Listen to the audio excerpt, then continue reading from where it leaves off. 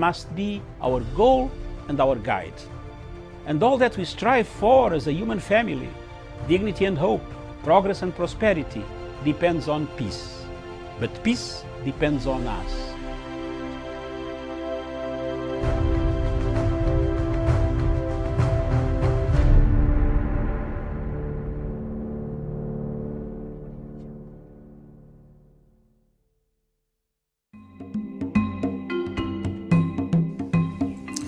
Today, thousands and thousands of Africans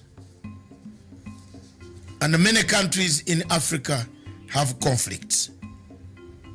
Notably, from Libya, Cameroon, Nigeria, Biafra, and the Boko Haram, to Democratic Republic of Congo, of where we have seen a resurgence of the past military and conflicts coming back in that country. Hundreds and hundreds of people have been displaced, killed, maimed, tortured, raped, several of them dying of hunger, starvation, and other natural causes. The fighting seems not to be ending. For the sake of Libya, the Libyan recognized international government is under siege in Tripoli from another faction recognized by Egypt, France, UAE, and other countries. Whereas the one in Tripoli is recognized by the UN, it has been bombarded, has been strangulated, and many millions of Libyans are dying of hunger, lack of water. The water system has been cut off. The bombardment goes on. In Democratic Republic of Congo, we've seen more of active rebel activities returning to the region after some silence has been observed. When we come to Cameroon, we see millions and millions of Amazonians slaughtered. Yet, when you come to Biafra, again millions and hundreds of millions and millions are worried, displaced, tortured by the Buhari regime. Yet again in the north, we see Boko Haram killing, maiming, abducting, and burning down villages in the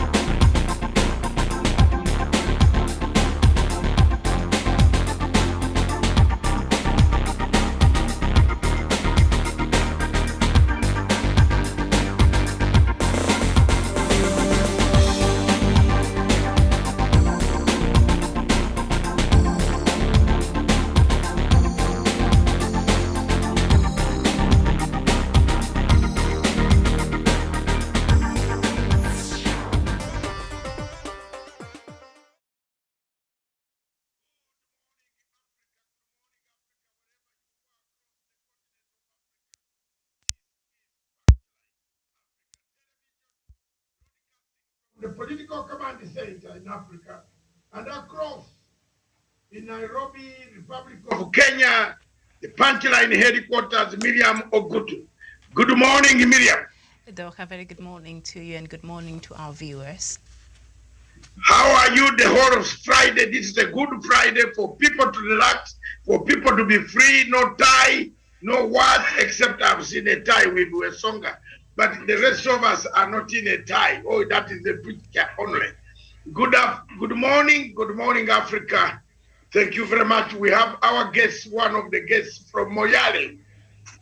And it should be indicated in the headquarters, Moyale. He's in Moyale, Mohamed Garigao from Moyale. Good morning. Muhammad, is there network in Moyale in northern part of Kenya near the border with Ethiopia? Good morning. Okay, he will come back later to us. And across in Narok, we have a gentleman himself, a veteran of this show, Tawish Olisisana. Good morning, Tawish in Narok. Good morning to you, Dr. David Masanga from the Political Command Center. Good morning to Miriam Ogutu from our communication headquarters. Good morning to my colleague panelist Galgalo all the way from Moyale, Sharon Gitonga and Sean Wetsonga, and of course our viewers watching the program in Kenya, Africa, and the rest of the world. My pleasure to join you on this program, Social Africa. Good morning, Dr. This program of Social Africa would not be fully if we did not have the legacy trend lady right from CBD. Is it CBD or Kiambu or where? Yes, you tell me exactly where you are located. Good morning. Thank you. Thank you very much, Dr. Matanga. And it is somewhere in Nairobi County. For the purposes of my security, it is just somewhere in Nairobi County and not Kiambu or the CBD. Yeah, very good morning to you. And to Miriam right at the headquarters in Nairobi, and to my colleague panelists, Mohammed from Moyale, Samuel Tawish and Daniel Wesonga, and to all our viewers watching us, whether it's their morning, afternoon, or evening across the globe. Thank you. Good morning. Thank you very much. Back to you, Galigao. Galigalo, Mohammed Galigalo from Moyale. Are you hearing us? Can you talk to us? Test the microphone. Unmute now. Unmute the phone. Unmute the phone now. Garigao, you have shut the phone. Unmute, open. Yeah. Good morning, Mohammed Garigao from Moyale, near the border with Ethiopia. Good morning. Good morning to you, Dr. Matsanga, and all the panelists I'm humbled. Dr. Matsanga reached out to me. I'm very happy I can give my views from Northern Kenya here. Thank you very much, my comrade in a struggle. Thank you very much. Watch out for the remnants coming over from Ethiopia. Be careful, they are your brothers. Don't beat them up. Welcome. Oh, sure. Thank you very much. Get clear. Okay. Thank you very much. Thank you. Now back in the studio in Nairobi. Miriam, our platform goes on enlarging itself from so many people. Mohammed has been following me for almost 6 years. He has been my friend on Facebook, and he has said I have been consistent on my mission. So he said, no, we have to be together on this journey towards 2022 when we finish the legacy of His Excellency the President. But here we are. The topics are very large. What has picked for me, Miriam, before you go anywhere, Father, you Kenyans, you were colonized by the British, but you don't know English. You can't write English, Miriam. You are very good at English spoken, but you can't write English. You don't know that? Zimbabweans were colonized and they write English. Mr. C.S. Mutahe came in and said they have failed the exam. It is very sad this morning, Miriam. This morning, let me open with sad news. The British government withdraws the 30,000 slots for Kenya. What a shame. Who is messing on this job? The CS labor comes up. Miriam, does it shame you as a Kenyan who speaks very good English? Sharon, doesn't it shame you?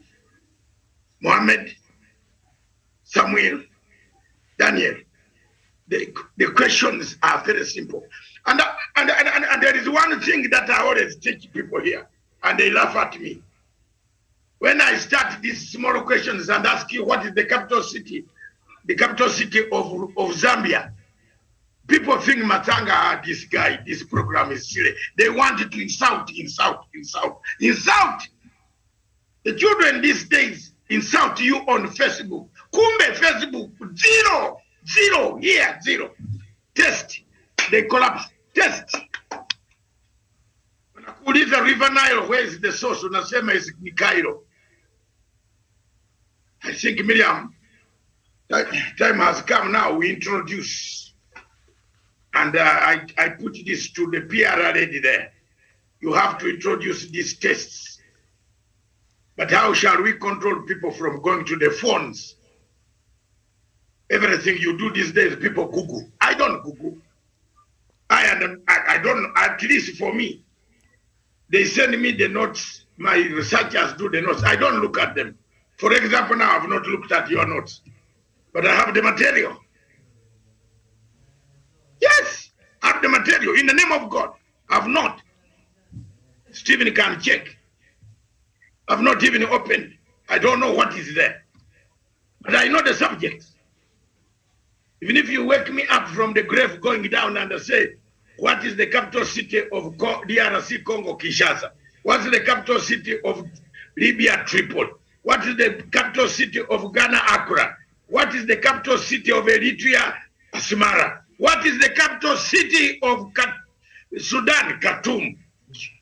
Hey, all those. The capital city of Central African Republic, Bangui. What is the capital city of Gambia, Banjul? You know, some people don't know.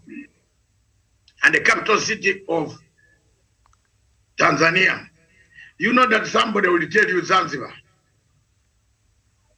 Honestly, what a shame. It's a Friday. Miriam, back to you. I opened up those good news and the bad news. Then the second bad news for Kenya today is Mr. Ruto eats food, but the guards at the door are hungry. Surely, it is up to you Kenyans. We are bringing the topic, so you discuss. The guards are hungry, but the man has eaten the food and is flying. He's gone to Kitui now. But the people who guard his properties in Sungoi, the chicken, the 15,000 is a million, 1.5 million chicken. Whew. What a scenario. Are we all right? Do you know, Miriam? There is one thing that I want to say before I leave this subject and hand it over to you. In 1987, when I arrived in the United Kingdom, my accent was the problem, but not my English. Are we together? My accent. And I vowed never to lose my accent. But I vowed to write anybody around there, including you. Maybe you have not. Stephen will tell you, all my essays, I write them. All my applications, I write them to the court. Nobody can beat me in an interview in writing. You can beat me in accent saying, oh, hello, just around. I am not a Mzungu. I was born on the mountain slopes of Elgon. Thank you. And I'll remain with that. The Miriam, Jackie, F4, Ephraim, Paddy, Nora, Audrey, Alex, they can speak it. But David Matanga, I remain with my Ugandan accent. And the Bazungu understand my accent. When you bring in a word, they say, oh my God, this guy knows English. How can you fail simple test? Then a minister. So I went Whenever I could go with Zimbabweans. I am now telling you this, the truth. For a job, Zimbabweans would beat me. You can't. Zimbabwe, they were colonized. So they took the mentality. They speak exactly like a Muzungu. You can't go with a Zimbabwean for a job in the UK and you win. You who is from Nigeria or Uganda, like me, hey, utawachwa. Zimbabweans will speak exactly like the hello. I don't know how they do the tongue here. They mix it up. Me. So I made a conclusion that I will beat the Zimbabweans in the books. And whenever they come, can you help us with an essay? I say, but you say you speak very well. Zimbabwe has taken over 40,000 nurses. Because at the moment, nurses are needed in the UK. And the medium, these are simple questions. Simple question they ask you. How many kilometers did you from here to Nairobi? And you have traveled in a plane. There is this thing in a plane. What is it called? The one on the camera, the TV that says you are now 200 kilometers away from Nairobi. You haven't got it. And then you reach down the interview. They say, how many kilometers from Nairobi to Kenya? You want to Google. The phone has been taken away. You failed the interview. Why don't you cram everything on the road and be observant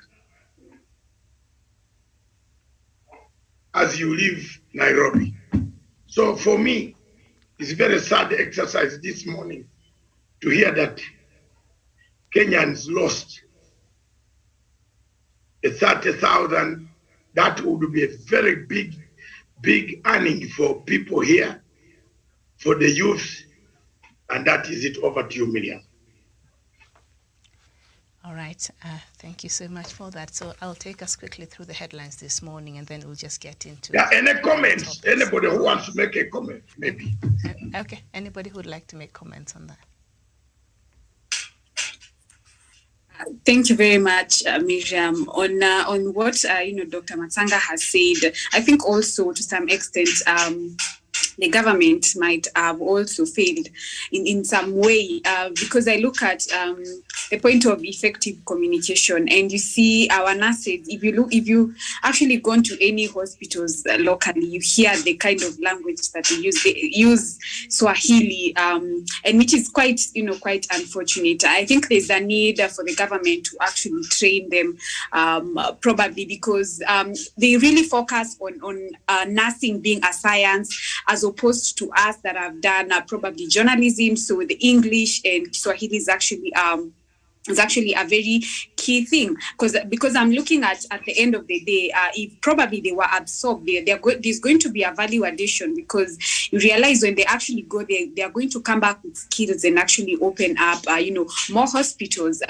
So the point of, effective communication is quite critical, and it's actually a backbone of everything. So I think there's actually a need for probably the government or the Ministry of Education to actually, put a punch on towards English as actually a common language, even in sciences, not just in some courses.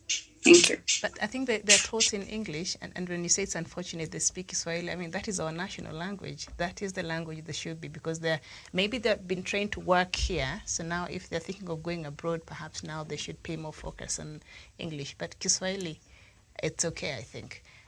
Yeah, I know you. Yeah, it's our national language, yes.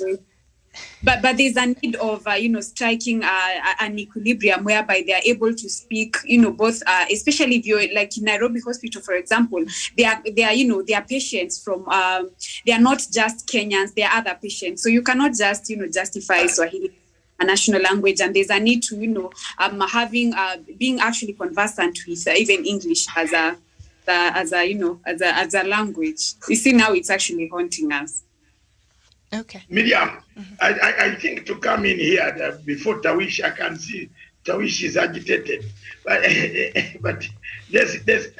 I support I don't support Sharon on the first statement that it's the government to blame.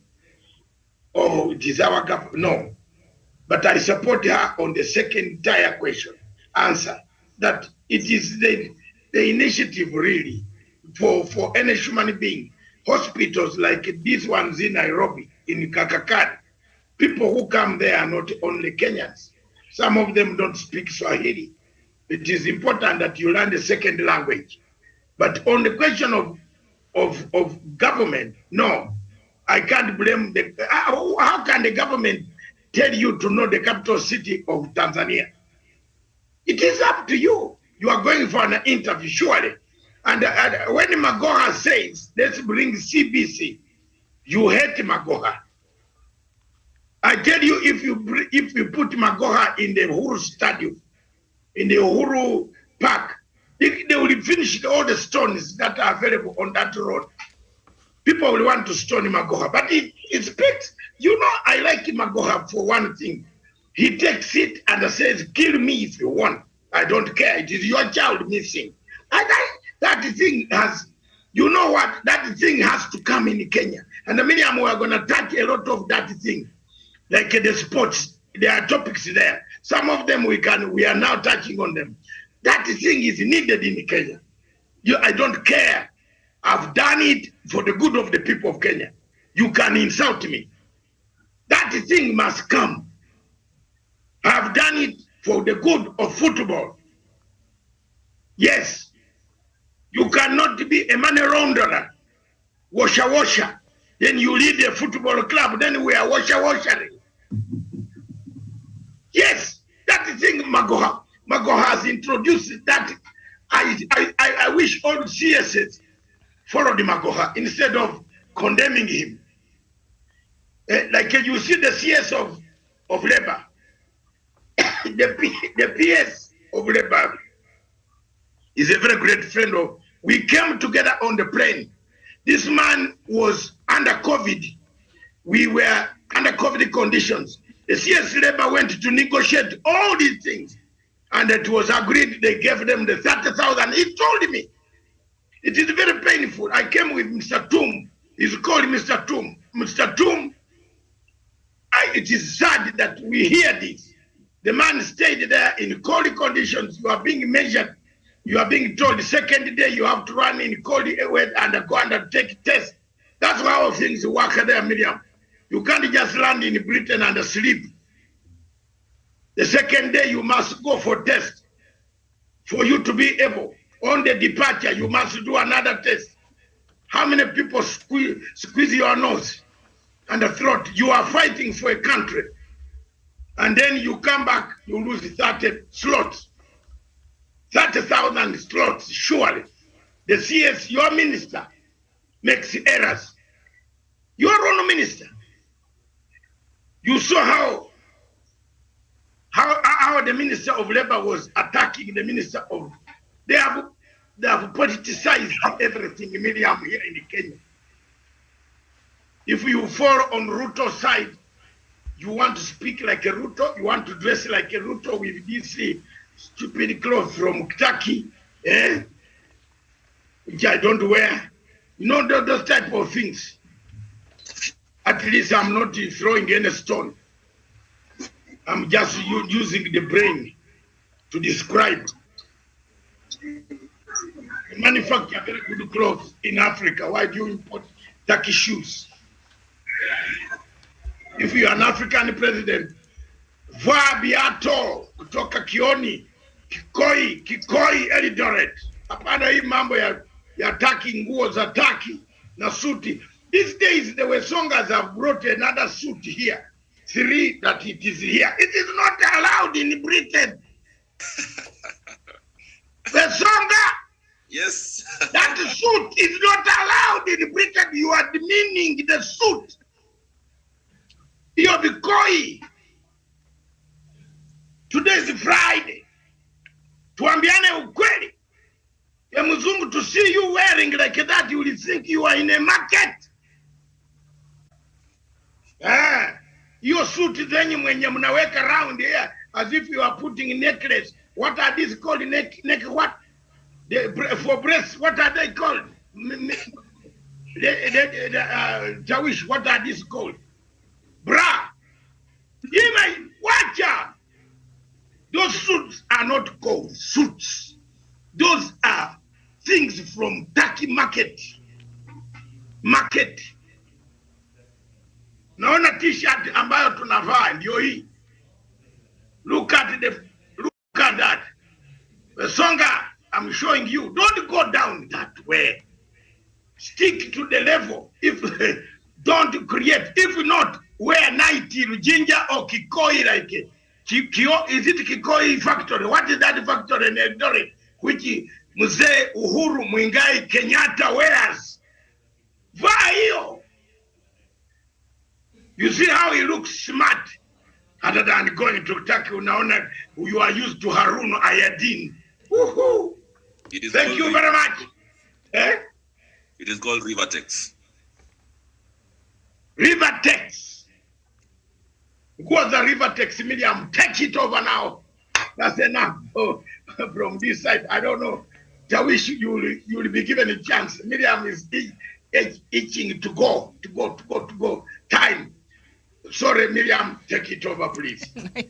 Let's start. Some of these things we have touched already on the football. Yeah. Football, this. I mean, you know, but before you go, you need Magoha. Magoha, you need him.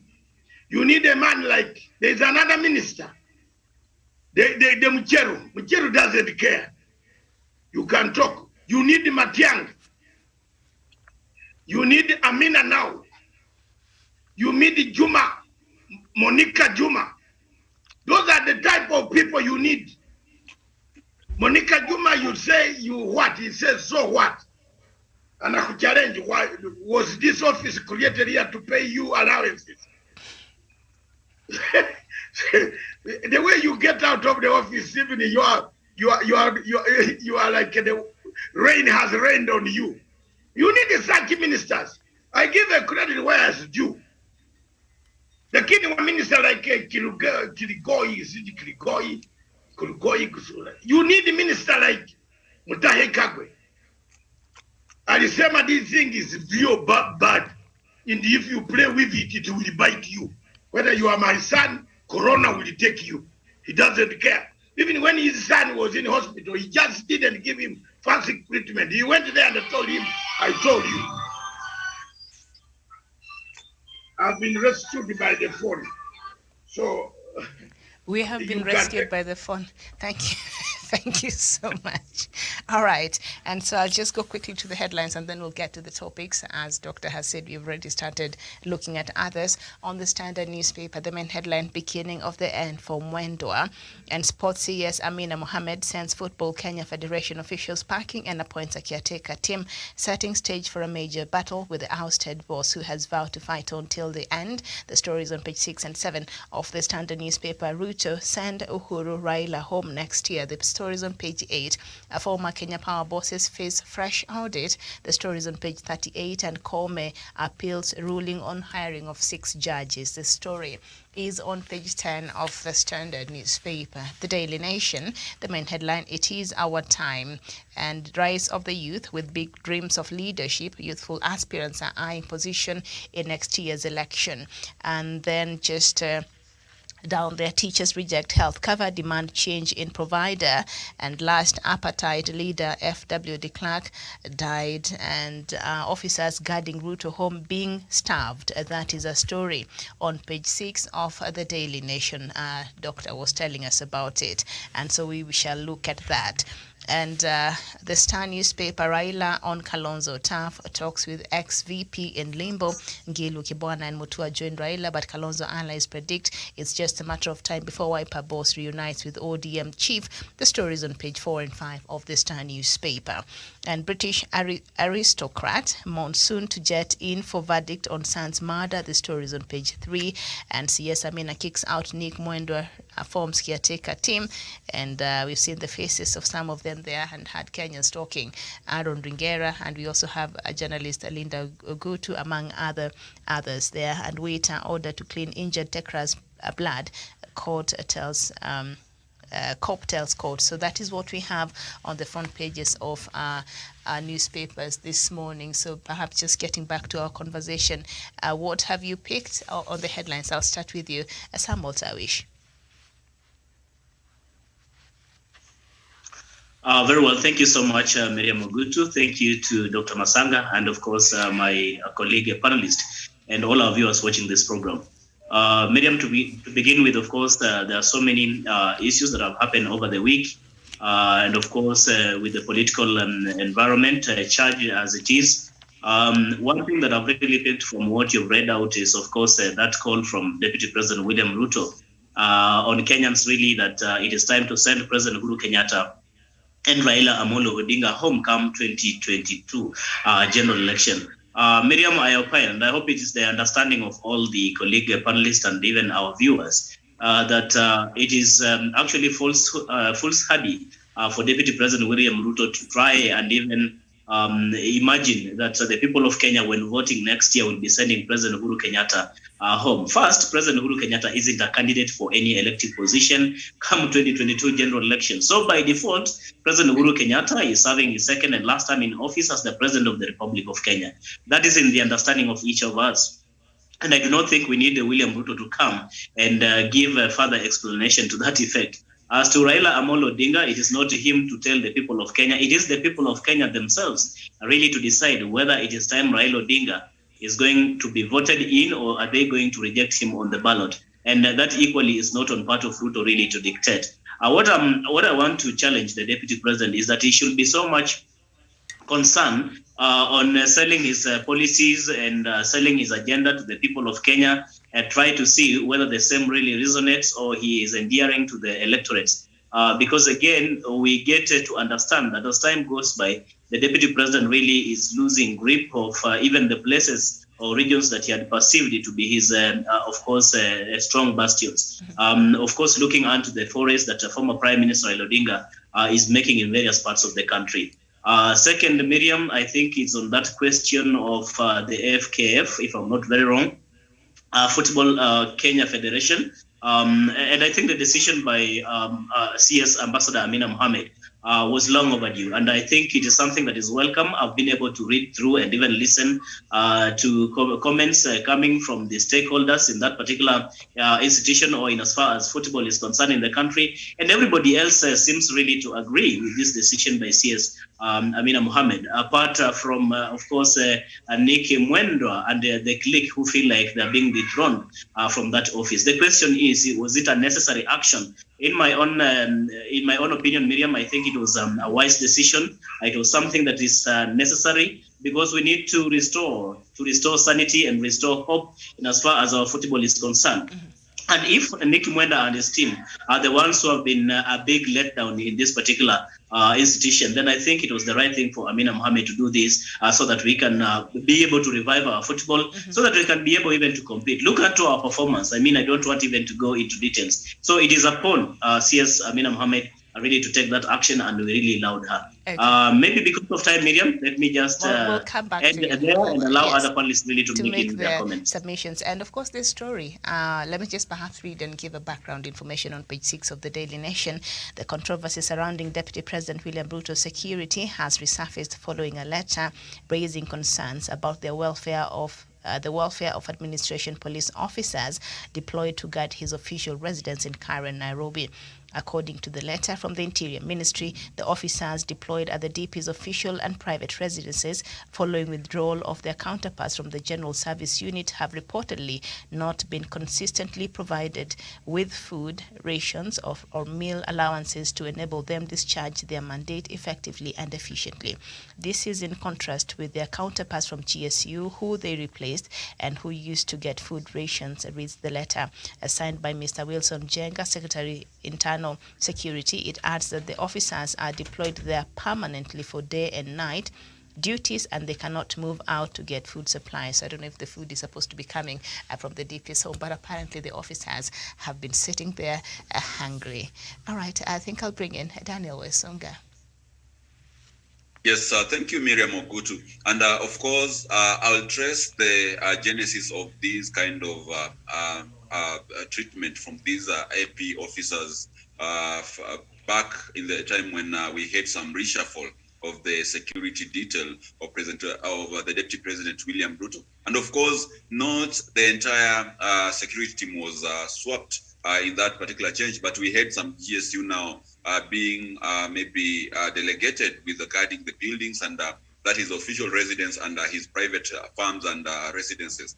So to me, I think the reaction of the Deputy President together with his allies and supporters actually brought a perception, and you remember we discussed this on this particular platform, that perhaps it drove a perception that these particular police officers were less efficient than the elite GSU that were there previously. So to me, it doesn't surprise me when we hear stories of these men in uniform being denied some food by the Deputy President. And actually, it is a bit unfortunate for a man who dishes out handouts in his current home, who moves around the country. For the record, this week, when he was in Kisumu, he dished up to a tune of 12 million to the people of Kisumu. Then why would he even deny his security officers, people who guard his property, people who guard his life, even just a token of which couldn't cost him even more than 50,000 in a week? So to me, I think it is a bit hypocritical, and it seems to be not just a normal issue, but an issue of a deep-seated vendetta that the Deputy President either has with the police officers or the bosses of these men and women in uniform. So to me, I really, really want to castigate the Deputy President. I believe it is the height of human maybe generosity just to be considerate of the people who offer you security. I have been with so many political leaders who are very, very generous with even their drivers. You know, this is someone who has left their families. These are people who are risking their lives just to be with you. Then you go walk out with them maybe for a whole day and you don't even give them a dime. I think it is a very, very unfortunate, Miriam. And even if their food should be provided by the Ministry of Interior or William Samoei Ruto, I believe the primary responsibility should come from the generosity. It's all about human nature, you know, Miriam, to provide these people with a bit of a meal or even tea or even anything that will be able to keep their stomachs quite strong, to enable them to be able to protect their duties. So to me, I think it's a bit hypocritical for someone of a stature of the Deputy President to have such kind of letters or maybe information coming from his premises. To me, I think they should do better. They should look into the affairs of those police men and women. It should not be the sole mandate of the Ministry of Interior. I submit. All right. Thank you so much. Our guest panelist, Mohammed Galgalo. Is not there, but Maina is on. Very well. Ambassador Maina. Good morning, everyone. Good morning, the panelists. Good morning, Daktari. Thank you. Okay. You have left us. You have left us for Africa to tackle, and we welcome back. Thank you, Daktari. Yeah, we are discussing the behavior of us Africans eating food while the guards and other maids. There are people who even punish their maids. Did you know that's that? true. They punish their that's maids, true. Miriam. And you know, Wesonga, and I've been listening to Wesonga, Nani, all of them hippie. What about you? You punish your maid. Anakupigia chakula. He prepares food. Then you tell her to go to her room. You hammer all this food, finish. Then get some remnants. And the people are here pretending that we are innocent. No, my position is very clear. We are very bad people, minor. Ourselves inflicted problem as Africans.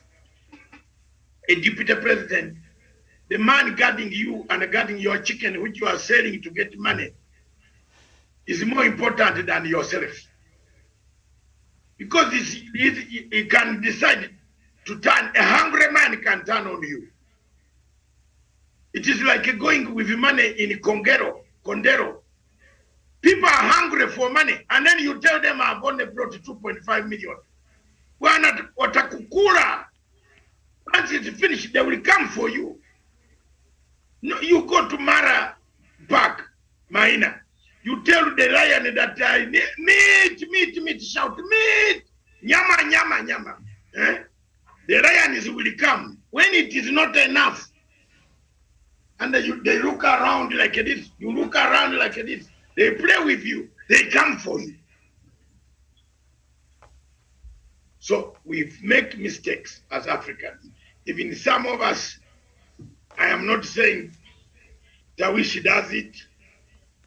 Daniel, I think cannot do it. Sharon, I know she can't do it. Miriam can't do it. But they are Africans, and you, Maina, you can't do it. What is your comment on that? This thing is happening, especially in Africa, Daktari. You see the situation, we need, first of all, to understand what is the cause.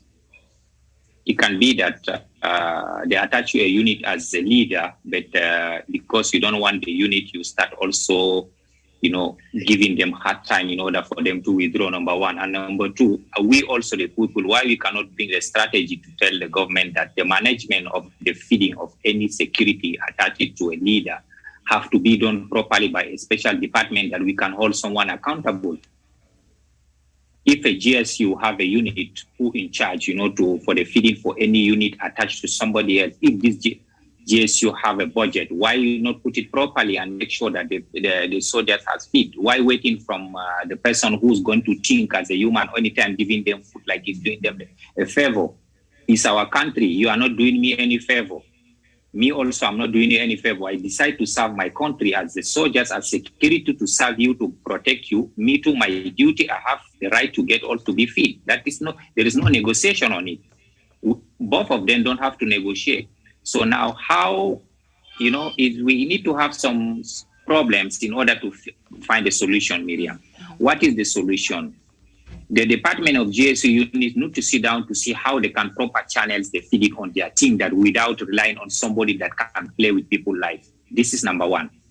That is the best way to do it, to make sure that any unit you detach to any leaders, that this unit, this is their budget for the feeding weekly or monthly or yearly, that this is no out of negotiation. It's something have to be automatic. But if you are expecting somebody have to pull money from his pocket, give it to you, he thinks he's doing you a favor.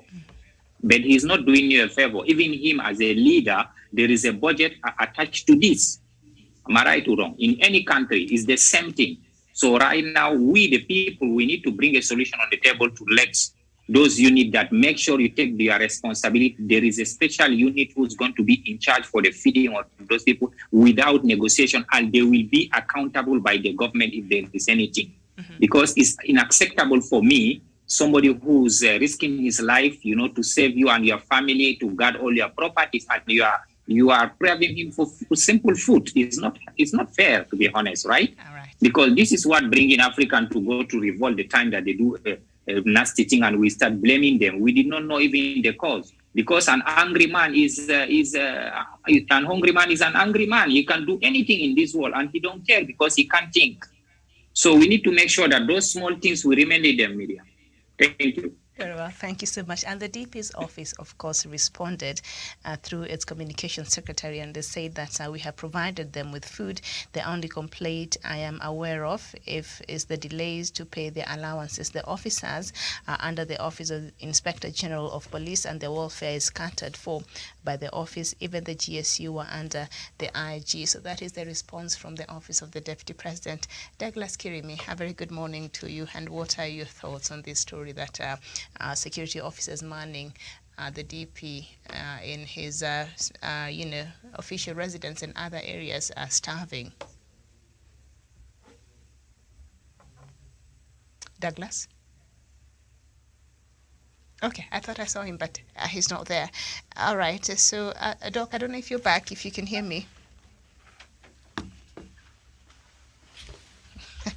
All right, so Daktari is busy, he's not there, and so I think we'll just move ahead to another topic, and that is the a social fabric in our schools, and what we've seen this week, and we know that so far an estimated 35 schools across Kenya have been set on fire in the last month, forcing many to shut down. And on Tuesday, 6 students were arrested following the burning of high school in Nyeri County in western Kenya. Also, a total of 11 were arraigned in court on charges of attempted arson. Visiting a school in eastern Kenya, Education Minister George Magoha said the parents and students would rebuild the affected schools. He also said that those found to have participated in the arson will be banned from attending public schools. And I think this is one of the topics that we are able to discuss throughout this week, because it has been a national conversation and a point of concern to parents now, and also has raised the issue of security of our children in these schools, especially the public boarding schools. So I think I'll just start with you, Samuel Tawish. What is going on? Thank you. Yeah, is it a reflection of who we are as a society, perhaps? Indeed, Miriam, you're absolutely correct on that, Miriam. And I mean, when you look into the string of unrest that we have witnessed in the recent past in the country, Miriam, it is, of course, a reflection for how the society and what our society has really become. And most people will agree and contend that we have lost our moral fabric. And the same has really descended onto the young generation. And that is why you see it is now manifesting itself in the actions, the uncivil actions that are being, of course, perpetuated by the kids, by the learning, by the students in our schools. And so, Miriam, how are we able then to come out of this? Because there have been a lot of arguments being advanced by different people from different quarters, including even parents and some education stakeholders. Some people argue probably it's because of fatigue that these kids occasioned by, of course, a very tight and back-to-back calendar by virtue of the COVID-19 pandemic, which has seen us, of course, having this back-to-back calendar. And so maybe students haven't quite gotten enough time to rest. But when you look into all this, Miriam, it boils down to excuses. It boils down to lack of moral responsibility. Because regardless of how the situation is, regardless how the challenges are, I mean, there's always a way on how this can be addressed. I do not think that students really, for instance, need to touch down their dormitories, need to touch down their schools, or even cause violence or demonstrations in their schools to be able to pass this message. I mean, when students go to school, it is not only about impacting skills and the knowledge for purposes of getting jobs in the future. It is also about impacting these morals onto our students and onto our learners. And this cannot be left unto teachers alone. It is a responsibility of the parents. It is the responsibility of the teachers. But by and large, it is the responsibility of the students also themselves to be able to discern that which is right from wrong. So to give excuses and say perhaps it is because of this fatigue, it could be because of the disagreements in the schools or learning institutions. That is why we are experiencing what we are experiencing. It is not enough excuse really to justify such kind of, lawless actions that are being undertaken by our students. So there's always a way out. And teachers also and our curriculum need to look deeply on how we are able to inculcate moral teachings on our kids and students, so that it is not just about getting education. It's not just about becoming skilled. What is the essence of getting all these skills and getting education and passing with the flying colors when you do not have morals, Miriam? When you are an indisciplined person, where will you get employment when you get as disciplined as we are witnessing with our students today? So, Miriam, this is a very big challenge, and it's a wake-up call that perhaps also parents could have abdicated their responsibility. They feel like it is the teachers who are supposed to solely take care of the students or kids. It is the responsibility of the kids themselves to really able to tell which is right and which is wrong. It is not their responsibility. And now this calls for a collective responsibility, and it's a collective challenge that each of us really has to play their role, so that we bring upright members of our society through these students who are now in our schools and who are actually perpetuating these acts of lawlessness. Miriam, I submit. Thank you. And I've told Douglas Kirimi, I don't know if you're back, if you can hear me. A very good morning to you.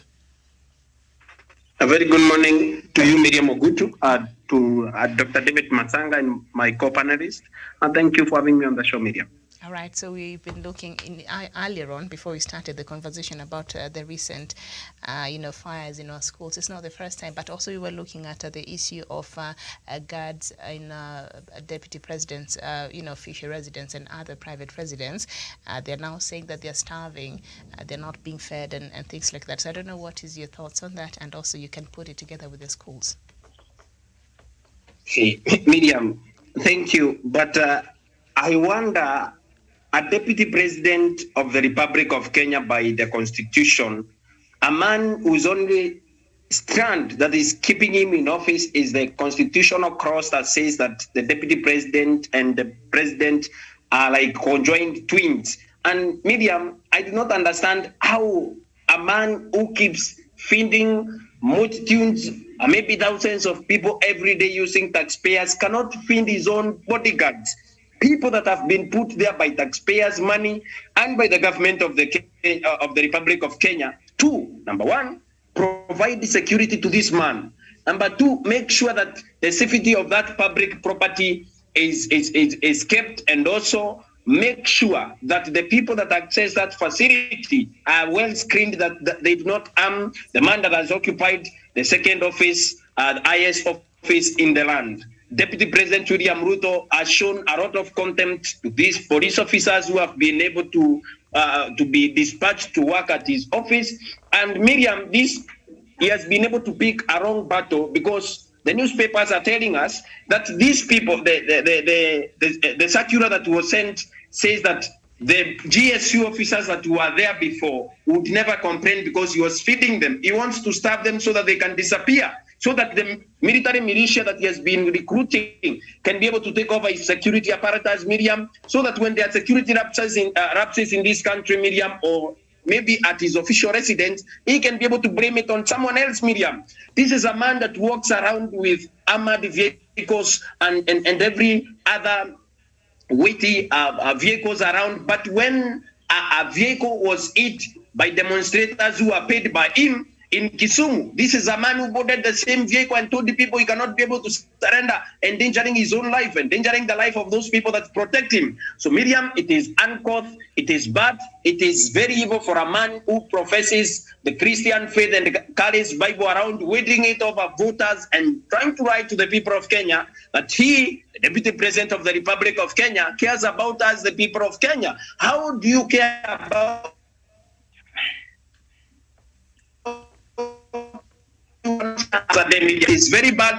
The Deputy President William Ruto and his staff at current office, residents and his offices and at his homes should be reprimanded, Miriam, and defeat these officers, Miriam. He should be able to give them their food rations, because this food is provided for by the government of the Republic of Kenya. These are taxpayers' money, which Deputy President William Ruto is taking in turn, feeding men and women of God who visit him and pray for him every time to become president. Even God in heaven, Miriam, cannot be able to hear such prayers. Because, Miriam, I wonder, how can you not feed people who are guarding you, and then you can feed the pastors? Every morning and evening is feeding pastors in Karen. It is illegal, it is bad. And also, Miriam, as I wish to comment on the issue of the arson cases in schools and unrest in our schools, Miriam, I think this is also a case of trauma. Our children are abandoned by the school calendars that have been able to be stretched so that they can be able to complete their syllabuses, Miriam. But of 2020, we seem to be having a bit of a problem with your signal there. Douglas, we're having a bit of a technical hitch from your side. We keep losing you there. I don't know if you can hear me, and you would like to just complete. Yes, Miriam. Can you hear me now? Okay, yeah. So about the schools now. Thank you. Let me conclude, Miriam. The point is, I think the trauma and also the rushed school calendar that has been able to engulf our children is taking a toll on them. And I think the Ministry of Education has a role to play in making sure that our children can be able to get over the trauma and fatigue of COVID-19 without being rushed with the way they have been able to rush the school calendar. Miriam, keeping up with the syllabus and keeping up with our children, we would rather keep our children and keep the syllabus by the Miriam. Because at the end of the day, we cannot lose our own children to these issues that we are finding them, the trauma, burning of schools, running away from schools. I saw a video of Kagubiri Girls Secondary School when the girls were saying that they are now free, they can go home and rest because they are tired and they were running from school literally. They were running from school with on pajamas and also wrappers around their bodies, Miriam. And it is very bad to see that our children cannot be able to stay in school because they feel overwhelmed. I think the Ministry of Education, instead of taking these children to police stations and maybe asking for police officers to be able to jail them, these children should be able to be taken through psychological therapy. And also we should be able to help our children and make sure that as we transition them back to school system, and that system of covering syllabus and maybe keeping up with their education, they are also given psychological support so that they can be able to counter their traumas and be able to counter the rush to school calendar. They need to relax that school calendar and maybe give our children, Miriam, some breaks so that our children can be able to come to terms with the fatigue that they have been able to go through and the rush to school calendar. I think that is one of the greatest contributors of the same Miriam, because what we are seeing today is trauma that has been able to get over our children, and we can be able to deal with that as a Ministry of Education, as government, and even as parents, Miriam, because these are our children. We cannot come together and say that we need to jail our children when they ban schools, Miriam. We need to be able to handle them with grants and maybe guide them properly and be able to take care of them. Thank you. And others are arguing maybe we've been handling them with these clouds that have brought us to where we are today. And this is not the first time the schools are banning. They have been banning years before now. So I don't know if the pandemic and the rushed school calendar could be the main reason why, but it could be just a part of the problem. Dr. Matanga, I'm told that you're back. Miriam. Mm-hmm. I agree totally with Douglas and the rest of the panel, to which I listened the meat of what all the other contributors say. But on the question of a traumatized child is a time bomb. Any traumatized child is a time bomb. It goes again to the Ministry of Labor, Social Services. Where is Chelugui and others? In Kenya here, tuambiane ukweli, they speak the truth about this country. Because what happened, people here said, speak, you are Ugandan or you are Chad, you are Tanzanian. No, this is our Africa, we spoiled it together. If we kill it together. I don't think the Mzungu there knowing you. When you arrive in Europe, Maina is in France. They don't ask. They ask that Africa. They don't say Chad. They say that African. They point you out as an African. Wenyewe, we spoiled this place. There are social services. What are social services supposed to do? There's probation services, outreach workers, social workers. They are getting money from the government. Miriam, where you, just my sister, just go across to the Ministry of Social Services and you will be shocked that people are getting salary. Let Kenyans understand and know this, and our viewers to understand. People are getting salary. Someone is fishing in Lamu. He's going to drive on 27th, get into SGR to earn money, pay slip. We have a problem in this country, and in most African countries.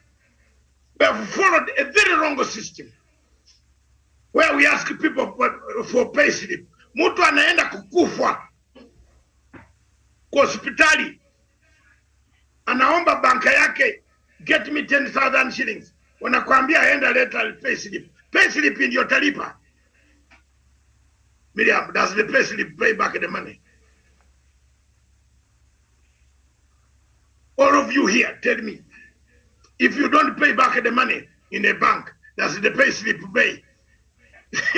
What use? Of what use? Now see, today,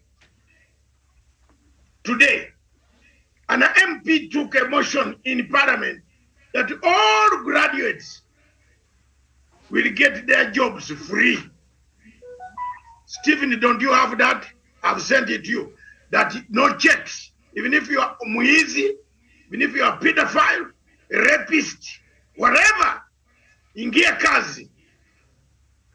Umesikia hiyo? Is that a law? Is it helping you? Not helping. Children are seeing these things.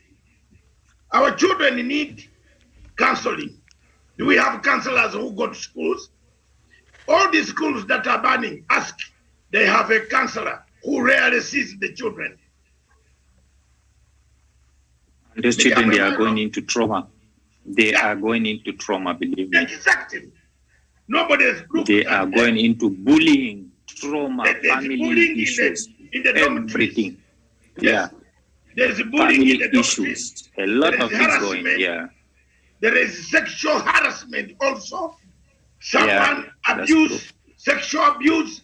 All these children go through all those difficulties. But we have a whole ministry that is supposed to cater and deliver nurses and the counseling officers. That is one problem. Second problem, we have morality of us parents. Tutaki kuambia, we don't want to tell our children the truth. The child cries, and don't worry, I'm going to bring bread. Bread, man, my eyes. Masanga, my eyes. Were you eating bread in Africa? Ulikuwa unakula mkati. Wao usinilete. Sangine, tukue tough. There's time for bread. Umesikia mama? There's time for bread. But the time for bread for me to go and work and get that bread and bring it on the table, you must also appreciate me. Not to think that every time you are going to cry and I bring bread. No. So we have bad manners. Some of the parents get their phones. No. You sit in some families and you laugh. No, you leave John to handle the phone. Leave it. You, Nani, Jen, you go away. Give the phone to Jen. Your phone. The father's phone or the mother's phone. Girlfriends and the boyfriends wanting that mom, they are there. Or girls wanting that dad are there. When a sukuma message, tuambiane ukweli, don't think that nobody loves you as you walk. They are silent lovers. Hey, tuambiane ukweli. And this is a Friday msikue gurume. They are silent lovers. Wewe unatembea unavaa mzuri, you think people don't love you. They love you. They admire somebody will say, yeah. Anasukuma. Now you have given your child a phone. Anaona ala. That child ataenda shule anasema, you know what? Yesterday I looked at my mommy's phone. And then the other one asked, what was there? Hey, this is somebody sent a message. That's why for me, I don't send those messages. I am direct. I don't. Daniel and Douglas learn from me. Nakuwa direct. Wewe mundu kumundu. And I wish, you know me, a person to person, Maina. I don't have those messages. Oh, I love you like a roaming star, a flying star. No, those were the messages of primary school those days. You are an angel. I saw the star in the sky last night. This can be duplicated. There is always a second person on this phone. And I learned that today. There's a second person. So when you love somebody, just be direct. Because the children also hand our phones, they read through our phones, they pick behaviors from there. Lastly, morality has collapsed, Miriam. Morals on all sides. The parents even refuse to give people food at the gate. And then they have thrown that food that was left yesterday in the bin, and the truck is coming.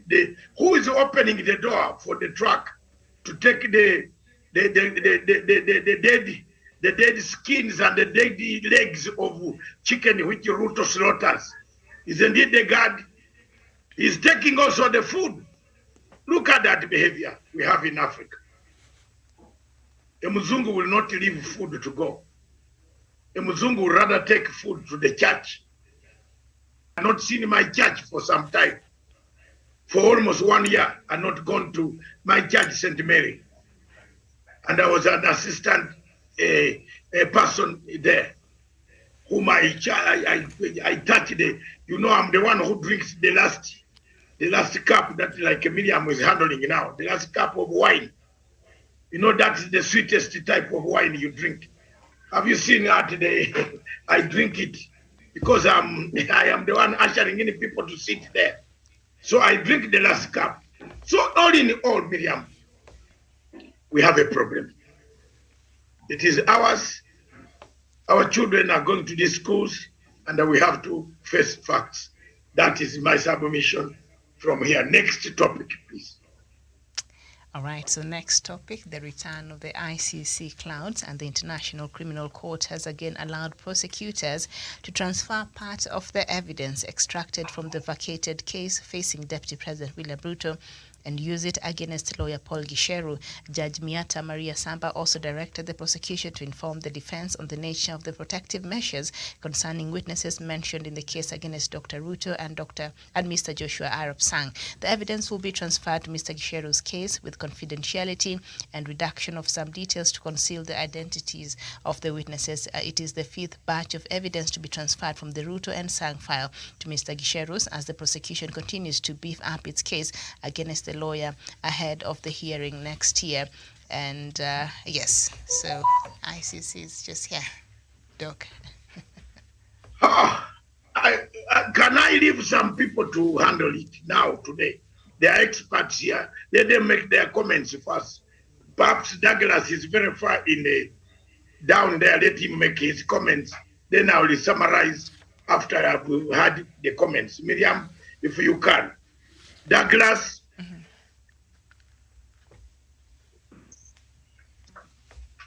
Yes, Dr. David Masang. Yeah, make your comments on the ICC, the return of ICC. Thank you, Dr. David Masanga. My comment always border on that. Douglas, we have a problem with the crook reception. of ICC. Mm-hmm. What? We keep losing part of Miriam, what you're saying. Miriam, can you hear me? Yes. Now we hear. Mm-hmm. Thank you. I'm saying for us to be able to have a closure on ICC, for us to be able to move forward as a country, for us to be able to move on as a people that feel indebted by so many rocks of ICC issues, we need to be able to bring back ICC and pick up some people, because Miriam, the same people who are taken to ICC still are fanning the drums of war, and they continue, Miriam, to take our country back to where we came from. Miriam, my position would always be, we need to be able to bring back ICC. Though Dr. David Masanga does not want ICC to come back, he doesn't like it, we need to be able to bring ICC and they bring people to book. For us to be able to move forward as a country and as a nation, we need to be able to bring back ICC and be able to pick up a few issues, because even lawyer Paul Gisheru has been able to bring a lot of evidence to the fore that was not admitted at ICC before.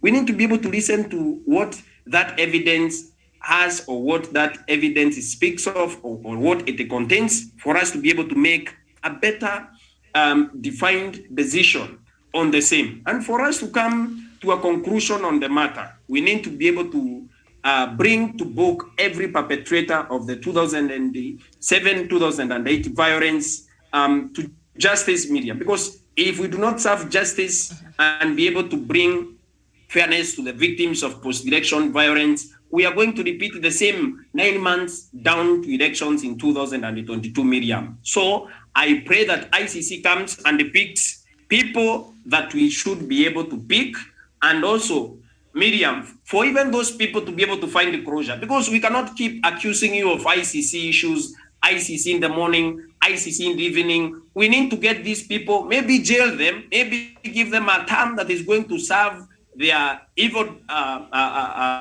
things that they committed on the people of Kenya, or the things that they perpetrated on the people of Kenya. Innocent Kenyans suffered, died, and others were displaced from their own properties, Miriam. There is a person in Rift Valley today that keeps milking, tilling land, and also living in houses that do not need to return those houses. And we need to be able to come to the issues that have been able to be brought to the table.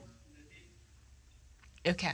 So now, Mr. Gisheru. Now, some breaking news. Okay.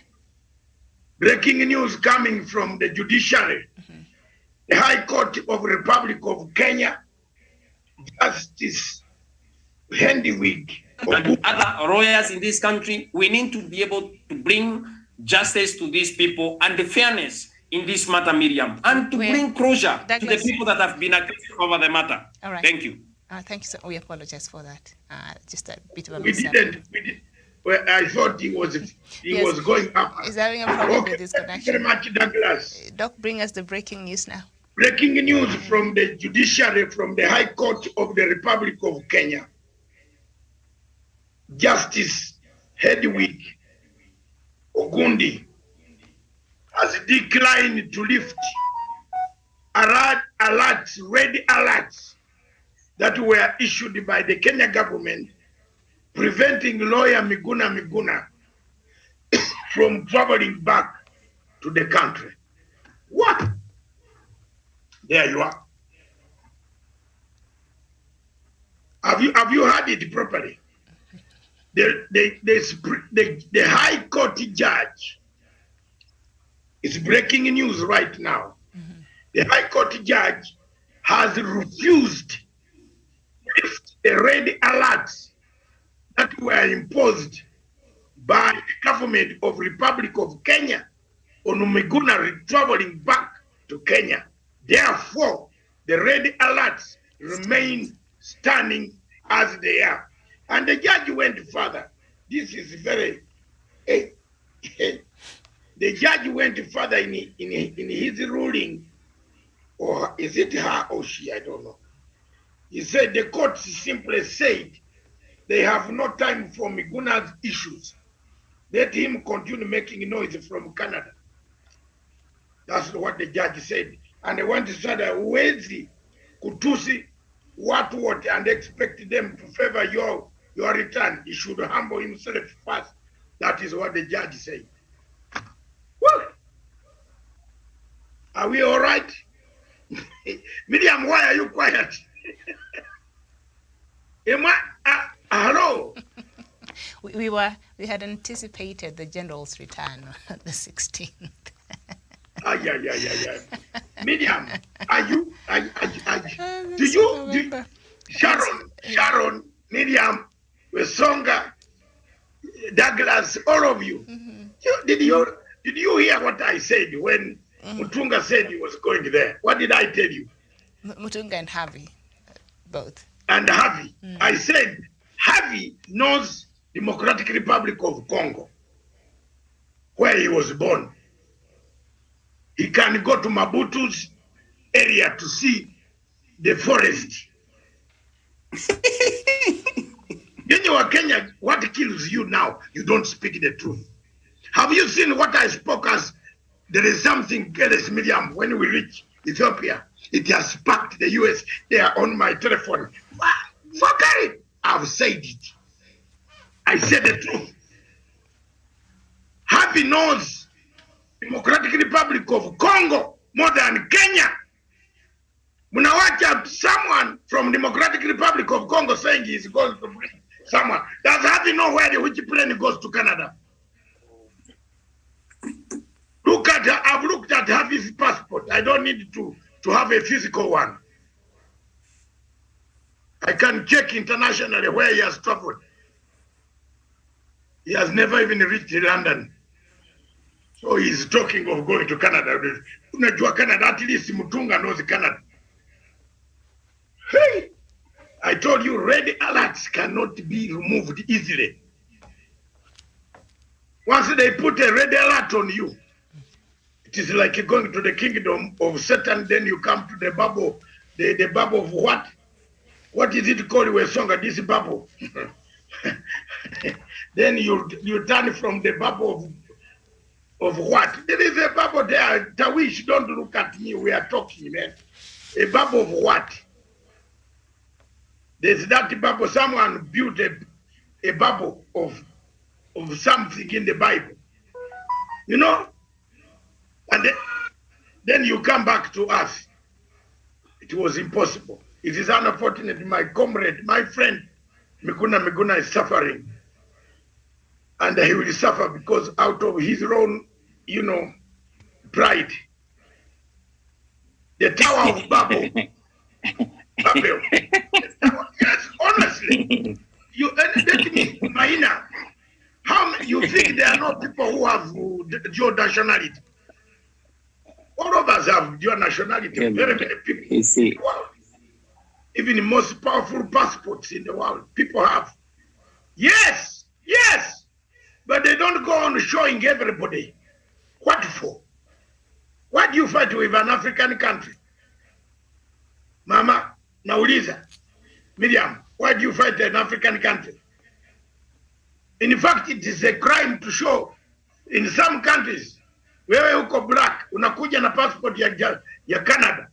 One immigration officer can decide to tear it. What will you do? What will you do?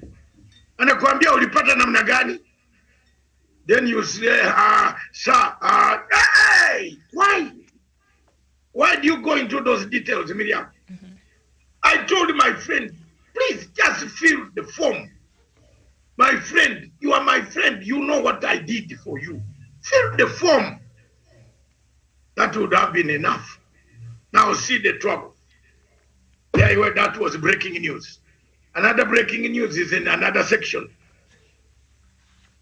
which is very interesting, which Maina is waiting for. I've finished. Maina is not a politician. He's a layman. But at least you don't show off your problems, our problems. My friend, people are very difficult. You can't fight a state and then you expect a state to help you. No, they will not. They will frustrate. Even yeah, now, but the situation we are going wrong because so you see. Go ahead, Ambassador. Ambassador, go ahead. We seem to have lost him there. No, he's on. Okay, let's move on. I just cut you. Let's move to the other topic. I don't know if the rest of the panelists would like to add something on the matter of the ICC. Anyone? Yes, indeed, Miriam. And I think in as far as what Dr. Masanga has just read out as breaking news to us, Miriam, indeed, you remember in our past conversation right here on Punchline Africa TV, we did ask Miguna that him being a lawyer that he is, he should be able really to understand the dictates of the law and how he will be able to, if it really means that he wants to come back to Kenya, what he's supposed to do other than causing all this fracas and mayhem, because I was very sure that it was not going to be easy, I beg your pardon, for him to just ignore every of the, of course, the red alert and the orders that are in place by the Kenyan government for him to just come in to Kenya easily. So we are here and we are vindicated, and we just wait to see whether and how he's going to make his way to Kenya. And I'm also waiting really to see what is going to be the response from Willie Mitunga and of course Nelson Harvey. Away from that, Miriam, I think we are discussing this issue of the ICC. And one person who history can really judge positively is one Dr. David Masanga. I remember I've been with him for the longest of time in as far as the ICC matter is concerned. And he's remained consistent. He's remained so passionate about his, of course, dislike on ICC and why he thinks maybe ICC is just but a tool used to target the African continent and African leaders. And to a large extent, Miriam, I tend to agree with Dr. Masanga. And for Kenya, Miriam, I think we can be likened to a warthog, Miriam. You know, a warthog is one of those animals who are so forgetful. When you're chasing a warthog, suddenly in the midway, you'll realize that the warthog can just stand and forget even why it was being chased in the first place. I remember there was that very vigorous push from the Kenyan parliamentarians and even the Kenyan populace really to move out of ICC. And how that initiative fizzled out, how it ended up going silent, we have never heard about it, and why we have never made any strides as far as pulling out of ICC, I cannot understand why they went silent on that. I remember there was also this endeavor by Dr. David Masanga to have the ICC or the Waki envelope really made public. And some people really did not understand what was the driving factor behind Dr. Masanga's push to have the ICC or the Waki envelope being made public, because it was more of going really to heal the wounds. It was more going to bring about restorative justice. It was more like we are going to embrace one another and say, brother, sister, you did wrong to me. I did something wrong to you. I'm sorry for whatever I did, but let's forgive and move on as a country. But you see, we decided to bury this, to bury our heads in the sand. We decided to assume as if nothing completely happened in 2007 and 2008. Dr. Masanga usually gives you this example, Miriam, of the people who still live in, who see their homes or land in Rift Valley being occupied by other people. They're living as vagabonds today. They do not have a place to call home. Yet they had their land, they had established their homes, they had, of course, set up their families, but they were evicted. Some of them lost their kids because of the post-election violence. But what is it that we have done as a country, as a people, to bring about restorative justice, to bring about healing, to bring about that redemption strategy, where I will say, let us forgive and move on as a country? We haven't quite done that. In fact, if you ask me, Miriam, someone will ask why the Deputy President William Ruto has been so keen carrying out harambes in churches mostly, in any part of the country save from his Uasin Gishu, and even to rebuild. He has not attempted or put an effort to rebuild the Kiambaa Church in Eldoret. He has not put an effort really even to go and have a sit down with the people, the victims of the post-poll chaos, in Kiambaa specifically, and those who lost their kids in that particular church, Miriam. Why am I saying so?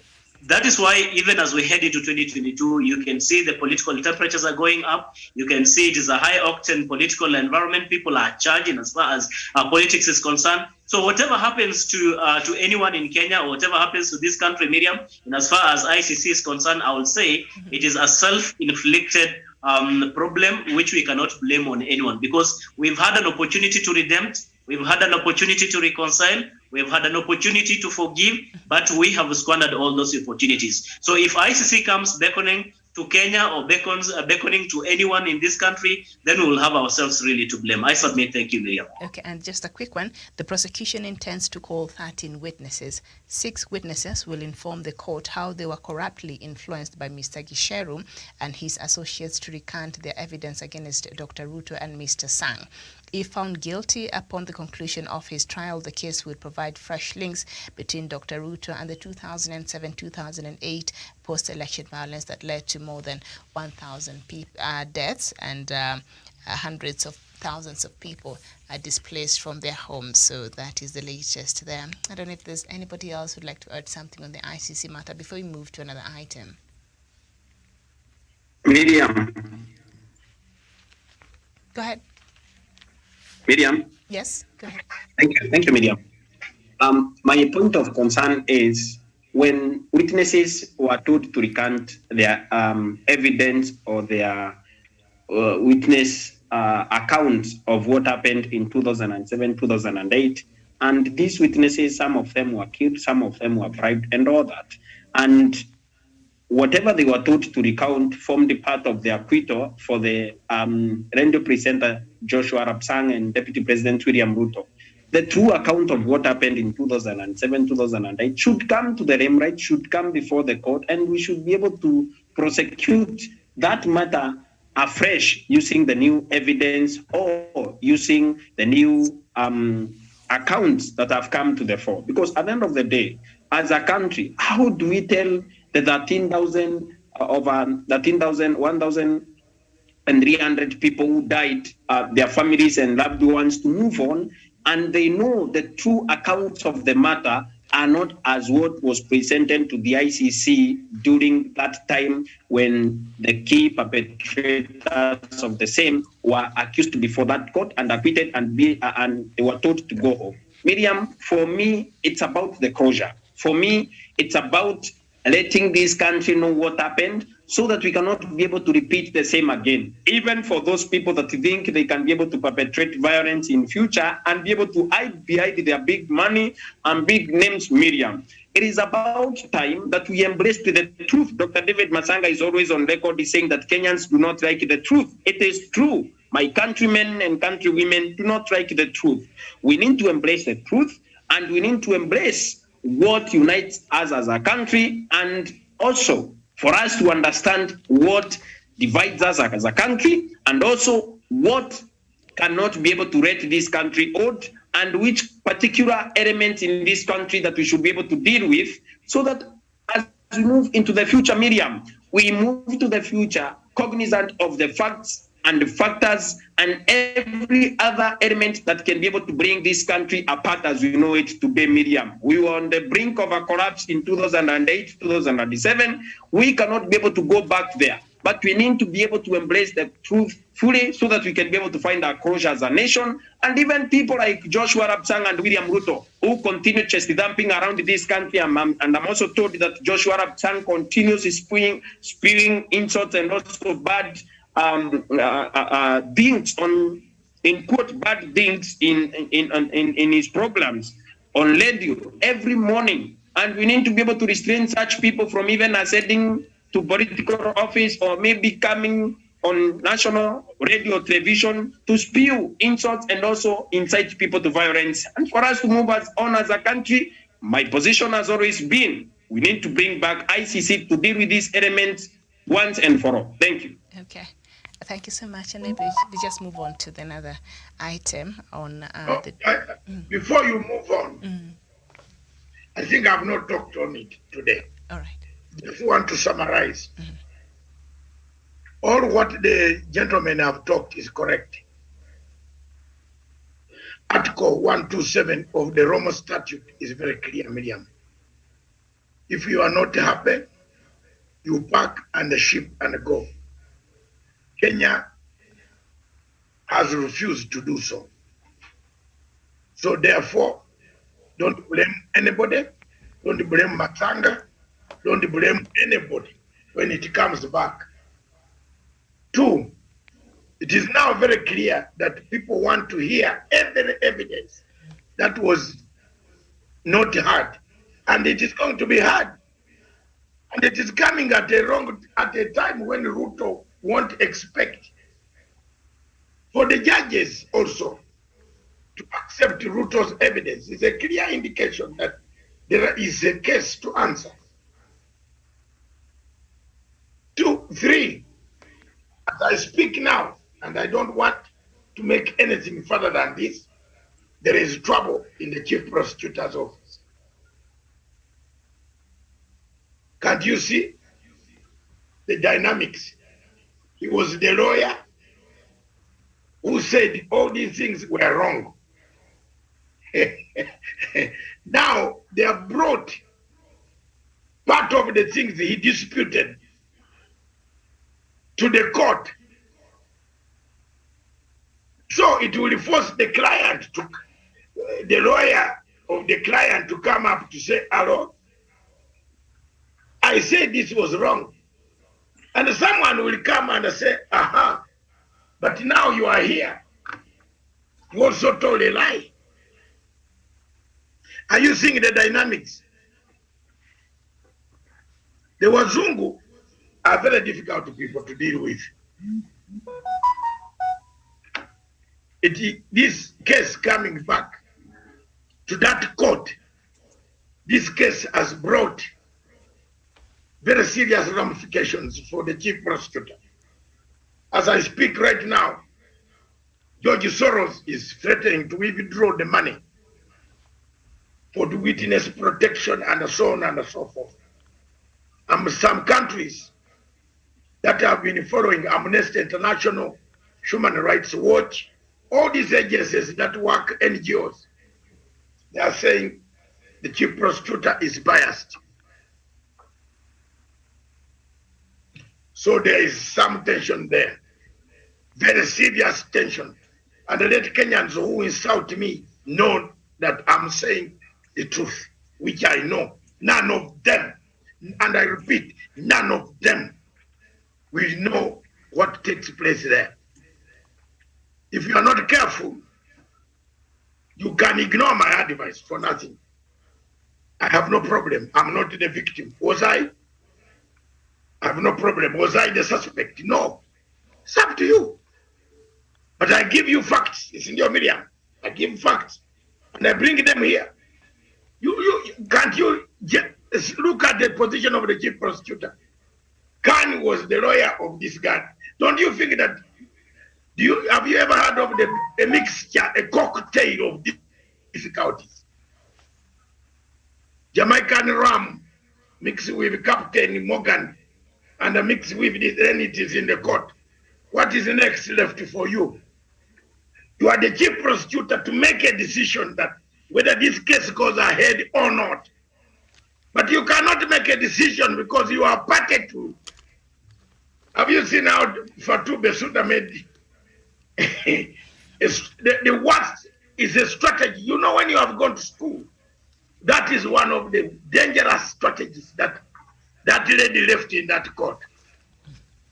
And they left it very clearly. You remember, the chief prosecutor did not like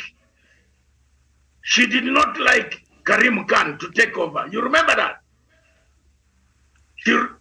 Kenyans forget so easily. You remember the chief prosecutor wanted Gaina. You know, there are people here who take credit of Matsanga's things. Isn't it Matsanga who petitioned that office for Gaina to be dropped out? It is me. It's in writing. But the people have celebrated, we have done it. Yes. We came back. They came back with perfumes. They don't, let me tell you, the chief prosecutor, this Fatou Bensouda, is not just bragging. No, I'm telling the truth. It is Matanga who wrote a letter that caused the long run of more elections until we got Khan. Someone went and then took over and said, we like Khan. Please know me. I hate that office. And I want to tell you frankly, Kenyans, if you hear me, I hate the ICC. I don't like it. But here it is. Here it is. It is in a time of an election. It's election time in Kenya. Here it is. You can call me any names. It's up to you. Are you the one who baptized me? Are you my mother? Call me. But you cannot beat me on international law. Bring your certificates, I bring mine. You can't. Even if the eyes are closed like this, I will write and beat you. It is here. In February, it will be an open field. So you can fly with your helicopter the way you want. Even actually make it zoom and kiss Lake Victoria, come back and drink some water, carry all the women. But look here, there's the unknown. The law is very dangerous. The strategy was dangerous. The chief prosecutor brought a strategy. Don't blame anybody in Kenya. Fatou Bensouda left a tough strategy in that office. That east or west, left or right, the center or left or no, someone will be bruised. So when you hear Arab song on the radio insulting people on Facebook, stupid shot. What? Insulting people in the office media. He insulted me. He said I was making noise. Not knowing that the noise I was making is what actually made him to be released.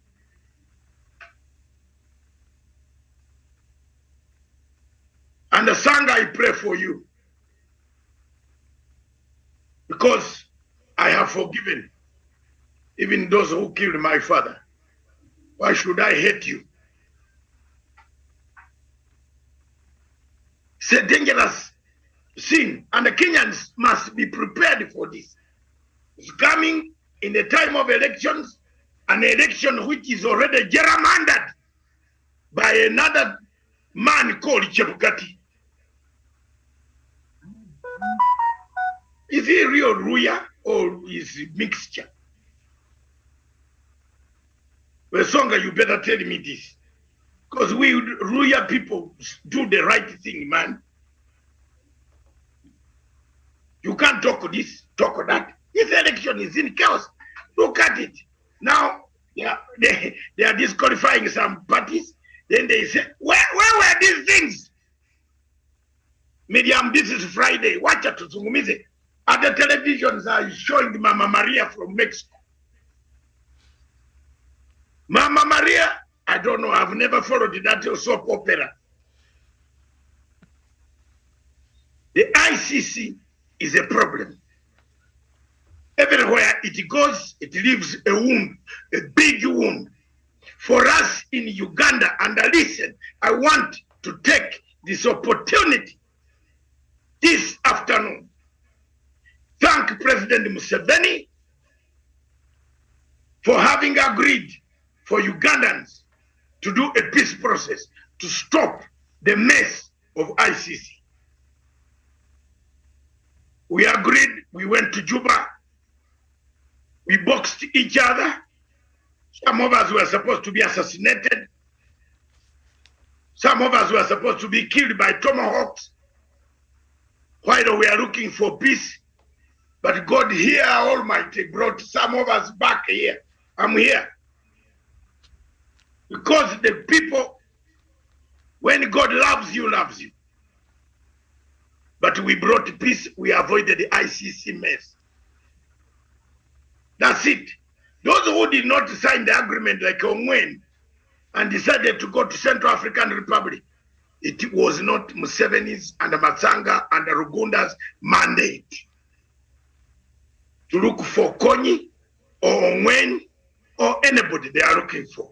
It was the mandate of the UN to look for them. My mandate was to bring peace to northern Uganda. And I brought peace, removed defeated Ocampo, defeated Bensouda on the territory of the Republic of Uganda. I moved further, defeated Ocampo, defeated Bensouda on the territory of Kenya, and I will move further to defeat anybody who wants to bring an organization that does not know the head, no chief, no assessor, there is no assessor. You are the investigator, you are the eater, the producer, cameraman. Have you seen? That is the work. That is how ICC works. Karim is the producer, cameraman, the newsman, anchor, everything.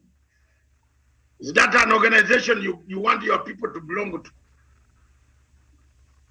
Quit under Article 127. And I repeat, quit under Article 127. Go remain like a Burundi. Can you now go fly to Burundi to say you want to pick someone? Those Burundi one, they will shoot you. Yeah. Can you go go to Burundi, let Karim fly to Bujumbura. Have you seen if his airplane arrives in the Bujumbura airport, unannounced, they will arrest him? That is what Africa should be.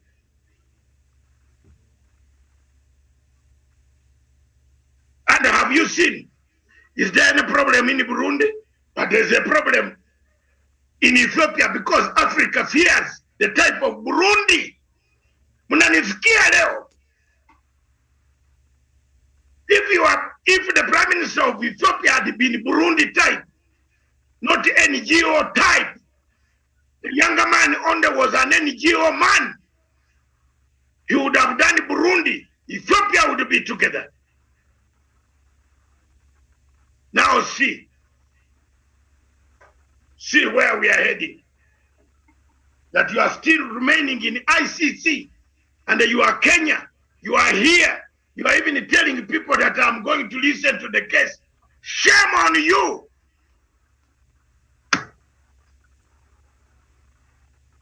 Have you seen me complaining? That's the time when Ruto will look for me and they can't see me. Let me laugh again. Have you seen my smile? Can I take off the glasses? He won't find me.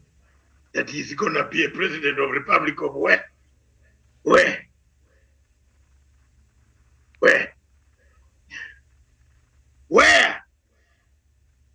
My friend, play your things. Don't underrate everybody. Take everybody on this journey. Take everybody very important. When a beggar, had Julius Caesar listened to a beggar who told him that, please, sir, can I see you? He would have told him that Brutus was planning to kill you.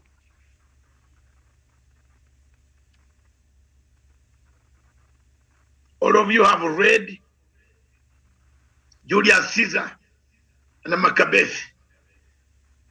You are all A-level students here. In the past, had Julius Caesar listened, he would know. But this bravagado that you are telling people, matapedi, this, that, you're bringing more trouble for yourself.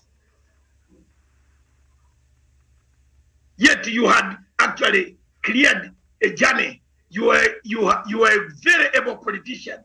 But listen to people, Mr. Ruto. Listen to people. Become a human being. Don't become an angel of useless crap of listening to your small boys in your office who worked for George Soros.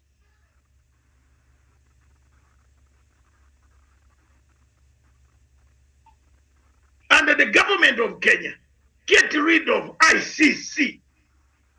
Under Article 127, quit. It will come back. Matanga might not be here to run again. Matanga might not be here. If God, I might not be in Kenya, but I might be on planet Earth. God has not called me yet. But you remember my words. This will haunt so many leaders. This thing of ICC, jump out. Jump out. Tell your foreign ministry to jump out and say, you know what? The cases that were there. But now, from now onwards, our court in Nairobi can handle. Anybody challenging me? What did I tell Duglo? General Duglo, that you take Bashir out of Sudan, you are gone. Didn't General Duglo come for the coup? Is he not there? Is he not there? You people, give me respect.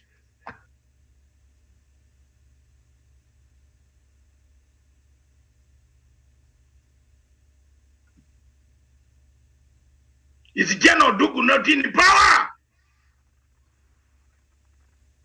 Touch Bashir and take him to the Hague. The man, you look at my letter. Why don't you produce this letter? Didn't I write a letter to the world and say, look, You are causing trouble. You are going to destabilize Sudan. Don't step there. The chief prosecutor ran. They are eating mutton and rice. That you are going to Sudan to do what? That you are going to Sudan to pick Bashir. That the case of Bashir is very bad case. If I were Harim Khan, I would not touch it. I would even tell the Security Council, I am sorry. Sagala, I don't want. So let me tell you, hasn't it caused a coup? Hello? When they read that letter, if you take Bashir, both the current general and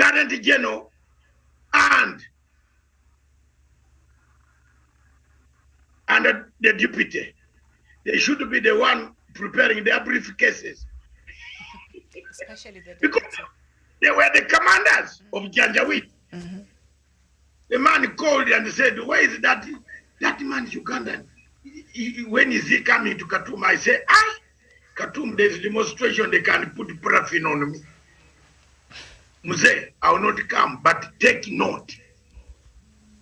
Miriam, ICC is not a good thing for any country in Africa. We in Uganda, we suffered. That's how I learned how bad it is. From 2005, no Kenyan knew there was ICC. So don't underrate my experience that I've got from that body. When I tell something, then people take it. Now with this one, I have added more. I will go and eat my omelette nicely. Because Miriam, what next? Mama, what? I hate the organization. The guy who hates me here, Ruto, will come to me one day. Because there is nobody going to help him.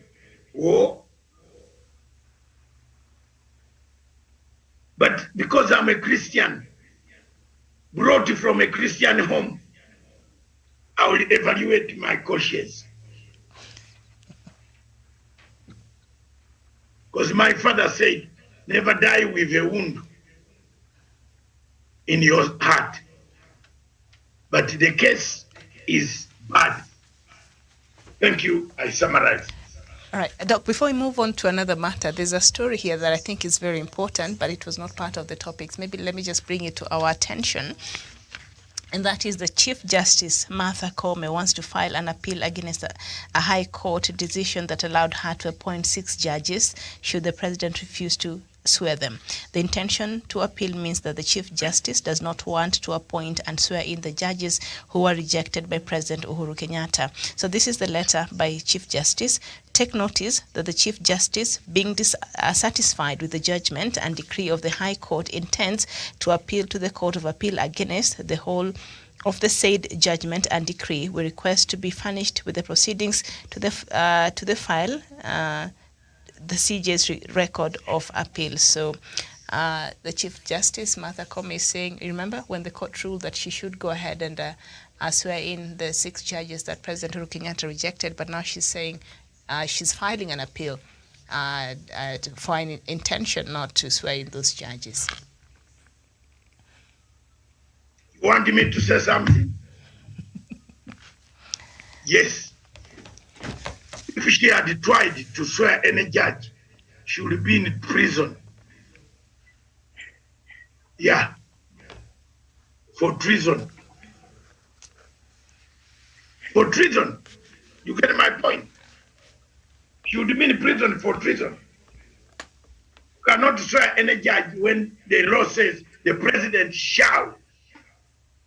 So if anybody under there swears, it brings me to the same question. Where did we get these judges? Judges in Uganda, you call us very... No, Miriam, you call us very bad. No, those in Uganda are very unique. let's leave them alone. Minor.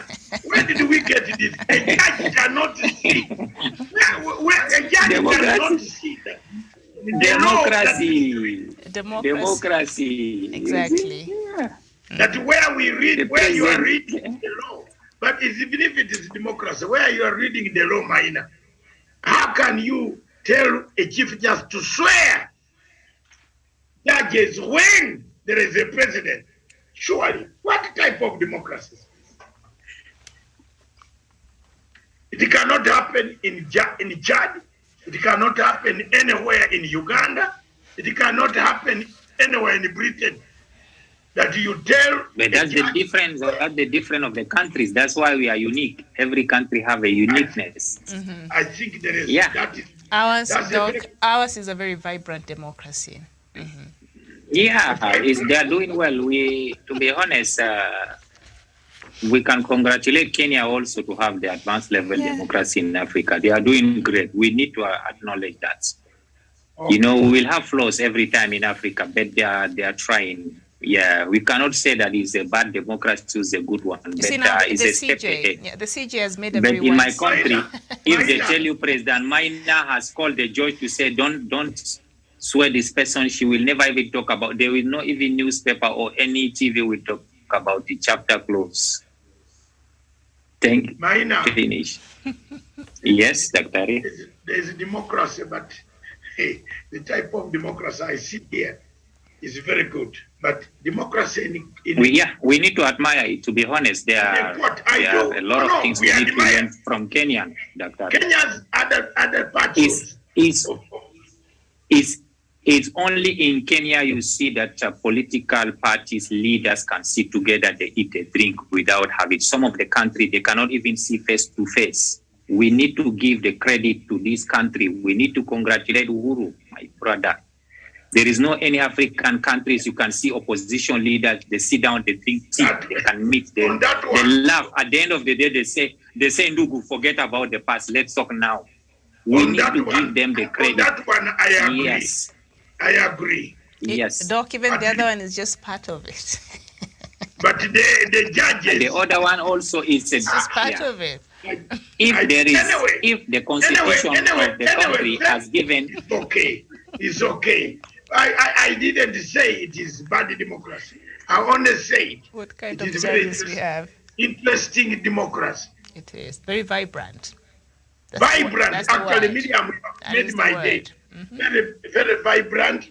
That a judge can order a chief justice to swear other judges when there is a president who should swear the judges. And the chief justice writes back and says, no, I don't have intention to do that. And I don't have the powers. Yes. So in fact, you are saying she will appeal. She has appealed. Yes. She has already, through her lawyers, she has appealed. Yes. To say, please don't put me in trouble. That's why I said, if the chief justice tried, they would have actually taken her for impeachment. So you can see, and the judge who was reading the sentiment looked like a primary 4 child, you know. He could not read the words. So there you are, Miriam. Thank you very much. Move us to Ethiopia, I think. All right, and American and British citizens have been swept up in Ethiopia's mass detentions of ethnic Tigrayans under a new state of emergency. The country's escalating war.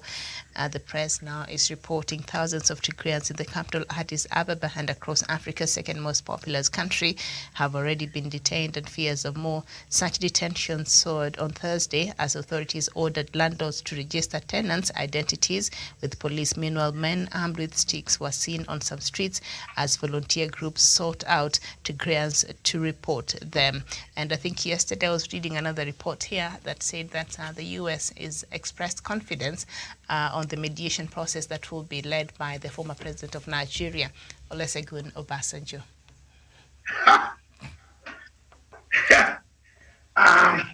Miriam, doesn't it vindicate me? I told you. What did I tell you that the U.S. is behind the war? Did I hide? I did not. I told you. It's behind the war. They They will not say Obasanjo is not, Obasanjo is doing a bidding for somebody. Do you know how many millions of people, millions, if you told them to stand, if there was a stadium in Africa, for me to stand there on Obasanjo, I would have won the medal. And the AU appointed him to lead that mediation, though. AU is rented. The AU is rented. You know, kukopesha nyumba. We have kopesha the AU. We get rent from AU.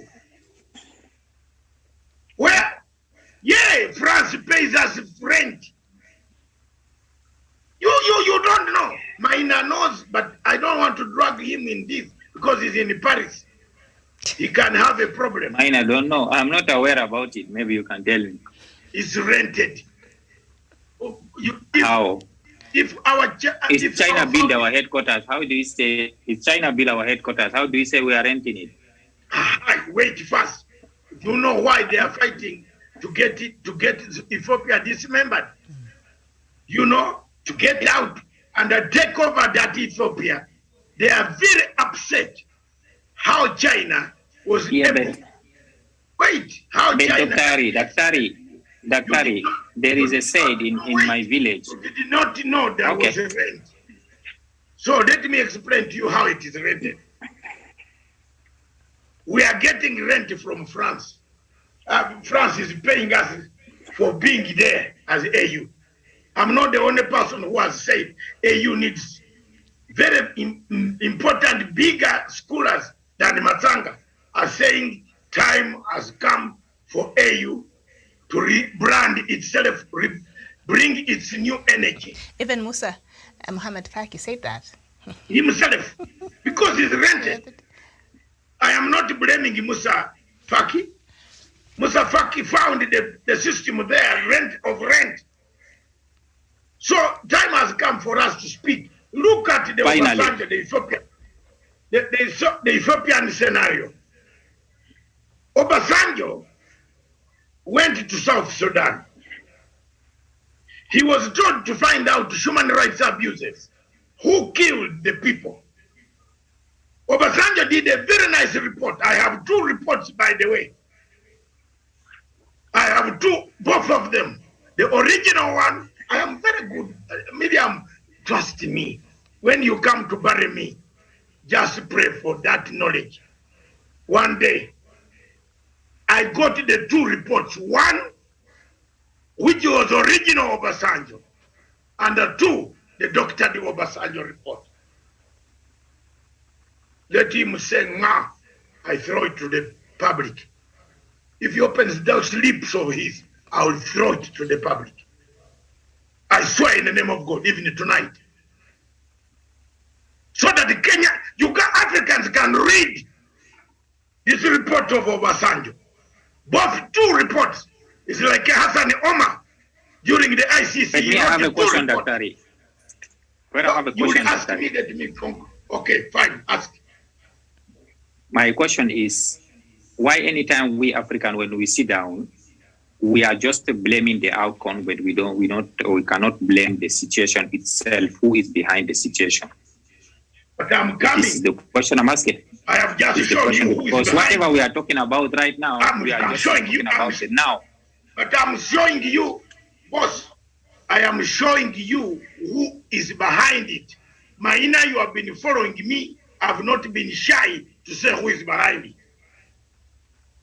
The war in Ethiopia is headed by the foreign countries. And Maina learn from me today. If you want, take a pen and write them down. On the side of Tigray, there is Egypt.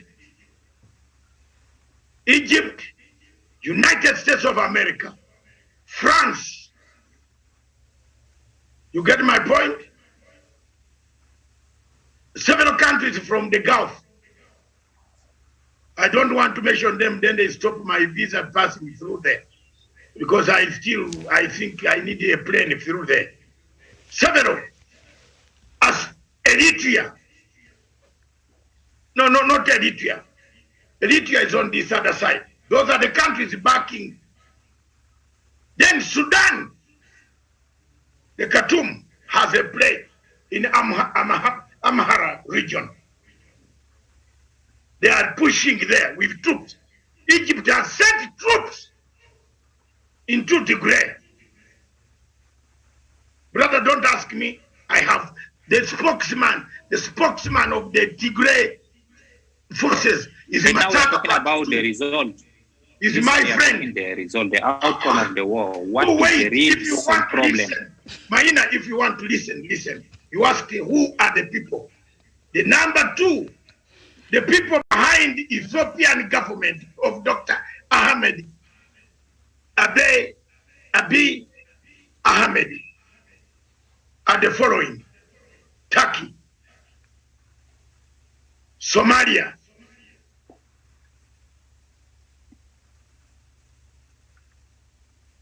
Eritrea, Russia, China, and another regional country that I don't want to mention here.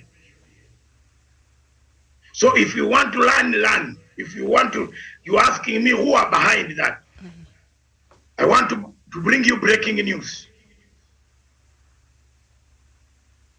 The Secretary of State for African Affairs is coming to Nairobi next week. And do you know why? You know this. You saw, Miriam, you saw the statement when I wrote that statement, which he was actually text, I gave him on his platform. He has literally answered my concern of saying he respects Obasanjo. Is directly answering against most Africans who said they should have got another chief mediator. Okay? He's coming to Kenya next week.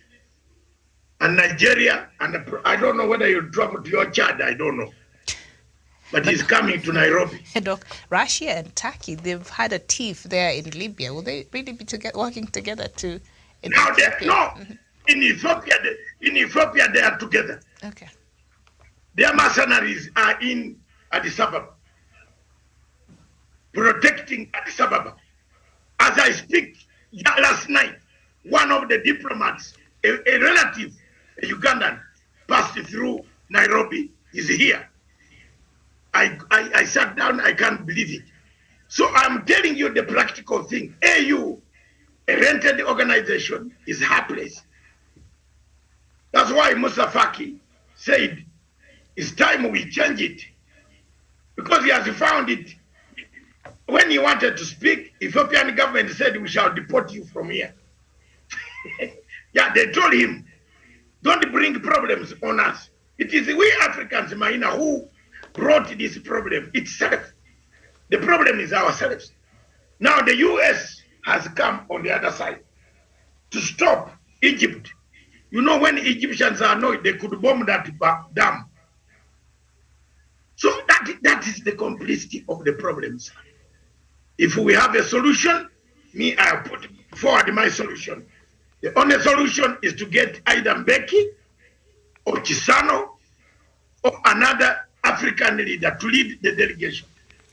Already Obasanjo is a problem that one side might not accept. And I think Addis Ababa is not very comfortable. And they have said it, the spokesman yesterday said it, that we are not going to discuss anything, internal affairs, with any person, whether it is Obasanjo or US or whatever. So we leave it to God. But that is what the situation is, Maina. Thank you. Ambassador, would you like to add something? Yeah, I would like to add something. You see, they say in my language, you will never know you are a failure until when you start accusing someone else for your problem. That is, you know, you are a failure. The real issues is in Ethiopia here. Let us forget about all those powerful countries, US, whatever. The real problem in Ethiopia, what started the problem, is the conflict of interest the powerful system, who is the Tigray People Liberation Front, find out that there is a new system who can dismantle them completely. In Africa, the majority of the politicians, when they find themselves that they are going out of the system, they will do everything to stay. They will promise heaven on earth to stay. This system, who was running the country for 27 years, find out that they are no more in a control, because this guy come with a new thing. You know, change is inevitable, but it's very painful. Mr. Ahmed Obi has been so intelligent to create another block to face the other one. Now, these people, in order for them to stay in this power, they need to dismantle, create a lot of issue, bring ethnic and everything inside. We all know that. Let us forget about France, Egypt. So now, this TPLF, in order for them to gain power, they need to create an alliance. If today I need to be in the system in Chad, I need to call Dr. Matsanga, and I promise him a lot of things. He have to back me up. This is I'm giving you the scenario of politics. Yes. We are not playing. We're telling you the system, how it works. Either we like it or not. It's a system who find out that they are going out of everything, and after 27 years they will lose. And you know, African parties or government, if they are out, a lot of things will come out. Many of them will be jailed, killed, arrested. So for them, they will do everything to maintain their power. Besides even America, let us not talk about Obasanjo. The real issues is so how now these people come to create this problem. This is what the question I was asking Dr. Matsanga. And you know, imagine that. Ambassador. Yeah, go ahead. So the real problem is internal. It's internal problem. It's political powers that find out they are dismantle them, because after when this guy created the Prosperity Party, they were seeing the Prosperity Party taking over everything, and they will dismantle the TPLF. And now this, when we talk about proscribed the TPLF as a terrorist group also last year. Thank you, because you know you have to bring a propaganda. It's happened to your country, to my country, everywhere. If you don't like a political party, you have to give them a name to kick them out.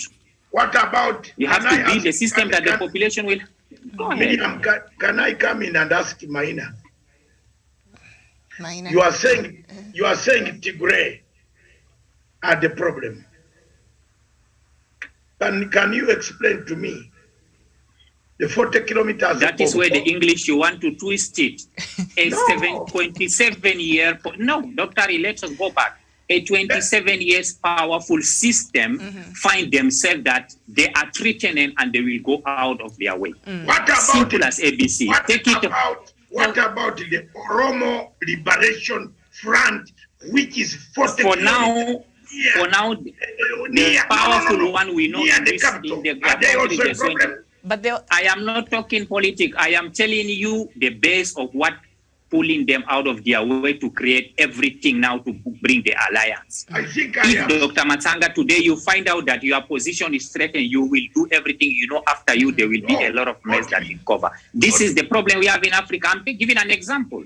This is the problem we are having in Africa. Any political system, when the point is either Obasanjo, whoever come, if the internal situation, people will never agree to sit down to understand where they are getting from, it will never happen. You see the example in South Sudan. Even the Pope was there.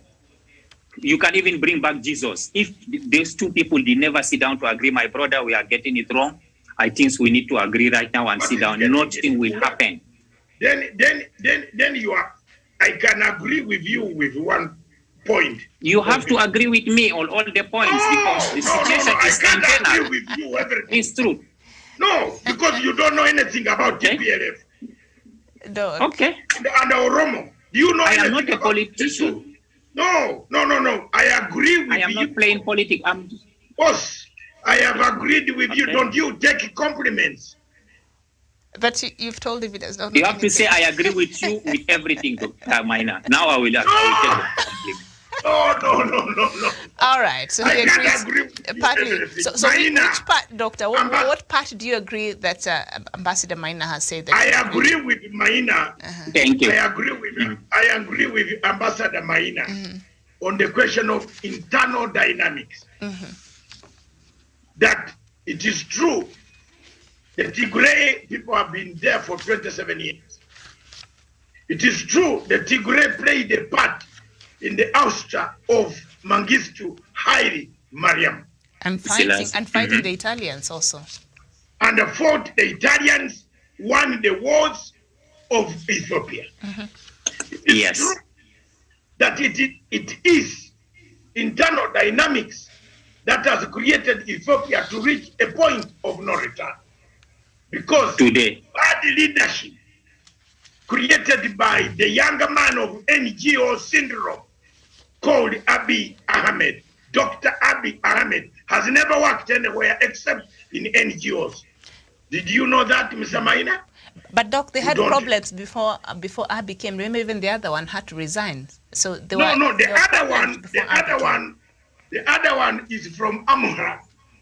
He had to stay because Abiy and the George Soros group were pressurizing them. So this man who is a peace lover, Miriam, listen to me. He said, I don't want to bring Ethiopia to chaos. I will step aside and let the NGOs who are saying, you know, Abiy came on the premises that this prime minister was detaining political opponents. They were arresting all opponents, all politicians opposed to the ruling party were in jail. Do you remember? He won that acclamation from the world, even got a Nobel Prize laureate. Don't forget that, Maina. This man came on top and installed on the people of Ethiopia, took over the remains of TPLF party and the remains of some Oromo Liberation Front. The Oromos are the majority. He's from the Oromo tribe himself, Dr. Abiy Ahmed. Why is it from his own tribe has linked up with Tigray? I'm now disapproving this man's theory that the Oromo saw and the Tigray saw the power going away from them. Oromo have united logistically now with Tigray to oust Dr. Abiy Ahmed from power. Is he not Oromo? He is. You saw Oromo people in Nairobi. They have been here for years fighting for their democracy, for their freedom. They have been out crying. But Abiy, when he came to power, he chose to go and work with people who oppressed the Oromos.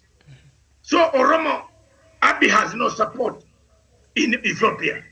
The only support he has are town dwellers around the city of Addis Ababa. That's why all Oromo generals, and most of them in Nigeria, whom we know very well. In Nigeria. But most of them in Ethiopia, Miriam, are on the side of the fighters. That's why nobody is mobilizing the troops.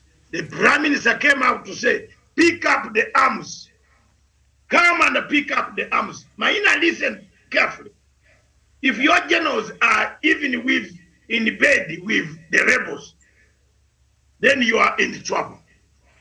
If I'm wrong, again, Maina, I know your number in Paris. I will call you, and at this time, prepare 20,000 euros. If you don't see that happen, if you don't see Abiy running out of that city in the coming weeks, then you can tell me I was wrong. The United States. That's what I was telling you. No, that's what I was telling you, Dr.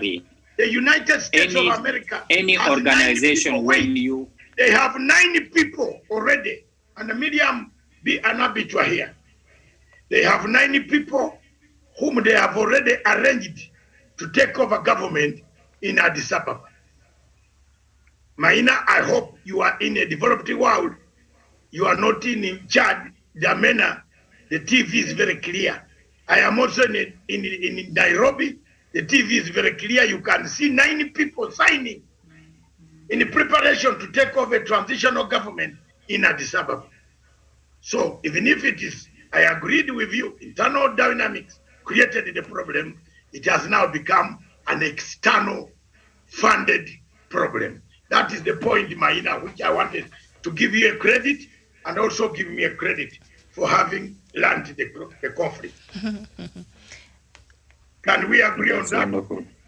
All right, Ambassador, you we can move on. We can move on, but on the part of the Oromia Liberation Army, and the reason why they're even joining part of it, not all of them, but part of them have joined the TPLF to fight, the government led by Prime Minister Abiy Ahmed, is because we know that the regions, as they were, the 10 regions, they had very strong, ways of governance and some level of autonomy. So when Abiy Ahmed came to power, his first thing was to get rid of this regional, parties. Dismantle the system. Yes, so TPLF dismantle refused. the system. So that's why Oromia is also not happy with that, because they were enjoying their autonomy to some degree, and Abiy, got rid of, and he formed that prosperous party. And I think also that is part of the problem. And by the way, Miriam, before Maina comes, goes away, disappears, there is a problem. Three heads of state. In fact, documents are being prepared. 3 heads of state who sent troops to Tigray to kill and maim, and those who also killed Ethiopians are going to be indicted, because these states are not in ICC. The Security Council is preparing for Maina's case, because Maina might think I don't see what's coming. That is what is coming. Somalia, Farimajo, Isaias, and Dr. Abiy, plus the other man of Tigray, they are being indicted for human rights abuses. Thank you. Okay.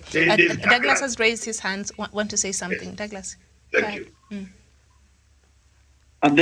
Thank you, Miriam. I wish to comment on the issue of Ethiopia.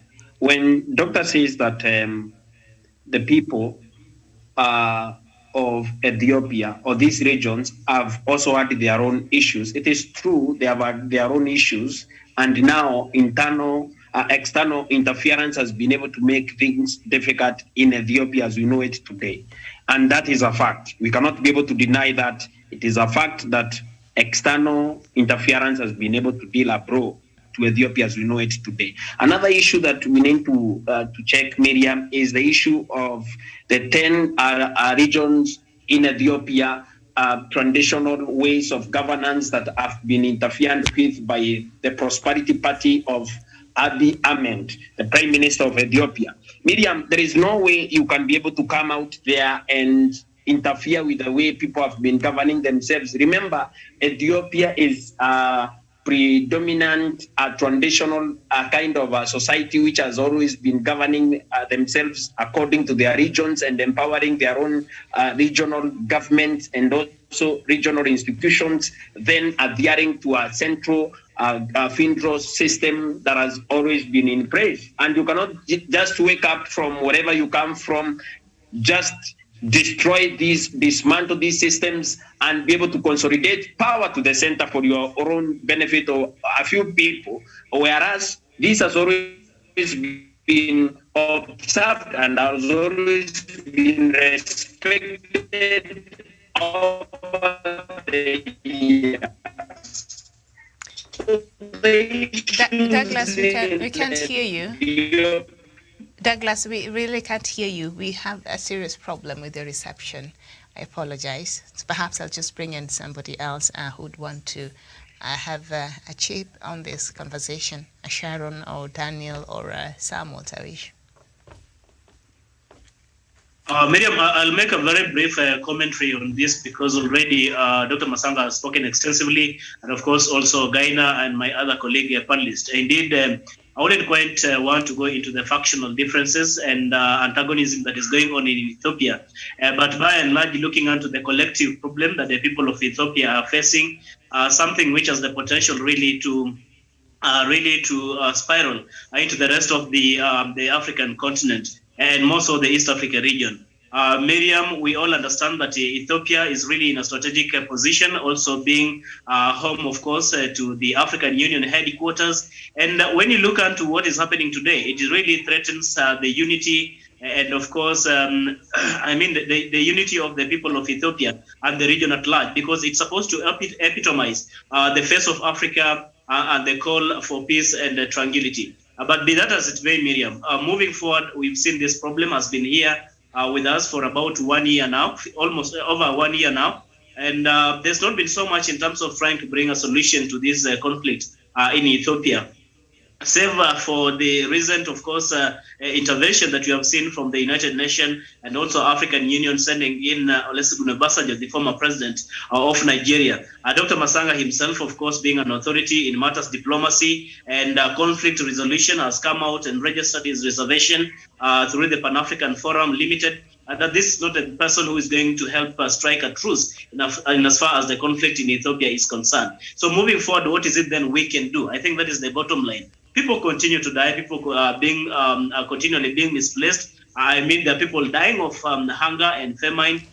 Even the donation, the food aid cannot reach. The food aid and medicine cannot reach this volatile region because of the emergency, a declaration of an emergency by the government led by Prime Minister Abiy Ahmed. In fact, it was a very big, of course, a letdown from Prime Minister Abiy Ahmed that he had, first of all, to declare that state of emergency, and secondly, also make it difficult for the food aid and medical, of course, intervention to be able to reach those people who are affected in those parts of Ethiopia. And we only but want to hope that even as we strive to want to find a solution to this crisis, that there will not be any preconditions like it is being issued by government as we speak today, that they will want the people of Oromo or the Tigrians really, they're giving conditions before any meaningful discussions can really take effect. I don't think that that is the route we want to take, because there's still that grandstanding, there's still tension, there's still animosity, and there's still a lot of suspicion amongst the warring groups in Ethiopia. So if you came in with grandstanding, you remember what has been happening in South Sudan as regards to the tension and the political differences between Riek Machar and Salva Kiir. Because of such kind of calls, we've never been able really to get trust or honesty when it comes to negotiations towards finding a peaceful solution to all these conflicts that we have been having. And Ethiopia, I do not think, is an exception. We can still find a way on how these all warring parties can come on board and sit down together without really giving a precondition. I understand Olusegun Obasanjo has been there. In as much as Dr. Masanga has raised reservation, I'm sure he's met with Prime Minister Abiy. He's also met with the leaders of the rebel groups. Is it in Amhara or thereabout? They have met and decided on way forward on how this conflict is going really to be resolved. But as a continent and as a people of this region, we cannot bury our heads in the sand and say all is well in Ethiopia. We cannot say we are at peace, that there's tranquility in the region when Ethiopia is going down the drain. We have to help Ethiopia really come out of the situation that they are in at the moment, because again, when it goes down, when it goes up in flames, I mean, it is not only Ethiopia which is going to suffer, but the whole region. In fact, we will actually have even to carry the burden of hosting the refugees who will be running away from that conflict in Ethiopia. So, Miriam, it is a call on all of us really to put our best foot forward and ensure that whatever it takes, even the meeting that President Museveni of Uganda has called on the 16th of this month, I hope it's going to be a fruitful meeting where leaders are going to deliberate on an intervention that is going to bring about a long-lasting solution to this crisis in Ethiopia. I submit, Miriam. Thank you so much. And of course, the first intervention by IGAD was to have President Salva Kiir to be the mediator. That hasn't worked out so well. Daniel Wasonga. Yes, thank you so much, Miriam. And of course, mine will be to reverberate whatever Dr. Masanga has been saying all over and over again here. One is that Olusegun Obasanjo, the former president of Nigeria, cannot be the most important person or most strategic person to be able to solve the conflict of Ethiopia. Why? Because how can a president who failed to bring peace in Nigeria, when you look at his home country, Nigeria is actually falling into pieces. The people of Biafra are always fighting for their own freedom.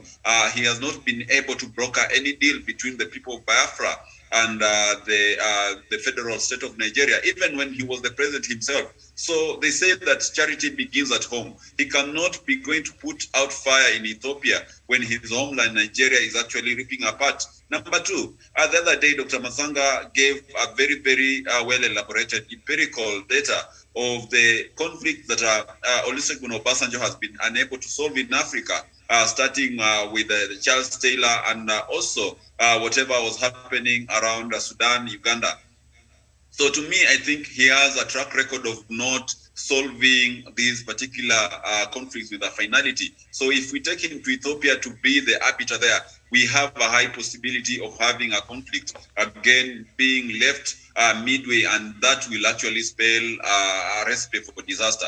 Number three, I think Miriam Tarwish has brought in a very, very important aspect of this particular conflict. You realize that Ethiopia is actually a high populated country. And if this conflict was to go further, was to escalate further, then we're going to have a high number of refugees coming into Kenya, Uganda, and any other neighboring countries around the Horn of Africa. And that crisis perhaps will mean that we'll also have the proliferation of weapons flowing from the war zone into these other neighboring countries. That is what happens. You understand the situation as it is even without war between the border of Kenya and Ethiopia. We have people owning rifles. We have communities raiding one another. So you can imagine whatever dire situation that will arise from that particular war. And also another thing, Miriam, just to put a perspective on what Dr. Masanga said, that the problem with Ethiopia started at the moment the Prime Minister Abiy Ahmed shook hands with Isaias Afwerki of Eritrea. And that could not be further from the truth, because when you listen to the experts on the Ethiopian conflicts talk, they say that if it were not for the provocation of the Eritrean army getting into the Tigrayan region, the Tigrayan people could not have gotten out in large numbers to defend themselves. And due to the historical maybe facts, this is what triggered the war even much further between Eritrean, the Tigrayans and the National Army of Ethiopia, and also to defend themselves against the Eritrean army. So to me, I think it is the entry or intrusion of the Eritrean army into the Tigrayan region that actually sparked this fire that we are trying to put out at this particular time. Was it not for the provocation that the Eritrean army caused in Tigray, we will not be having this particular situation. And therefore, the blame goes solely to the president of Eritrea and the president of Ethiopia, because the moment they shook hands, that showed the goodwill for cooperation. And this kind of unholy alliance is what has sparked the war in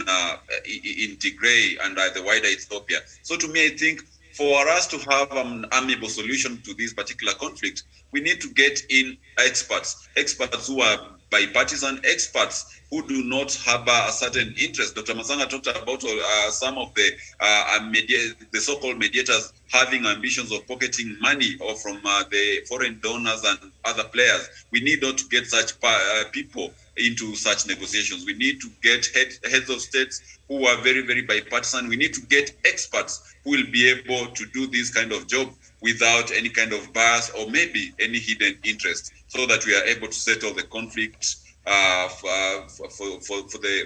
a finality rather. I submit, Miriam. All right, thank you so much. Yes, indeed. The issue of refugees migrating to Kenya and other places. We know Ethiopia, indeed, it has a big population. It is the second most populous country in Africa. The first one is Nigeria. Sharon?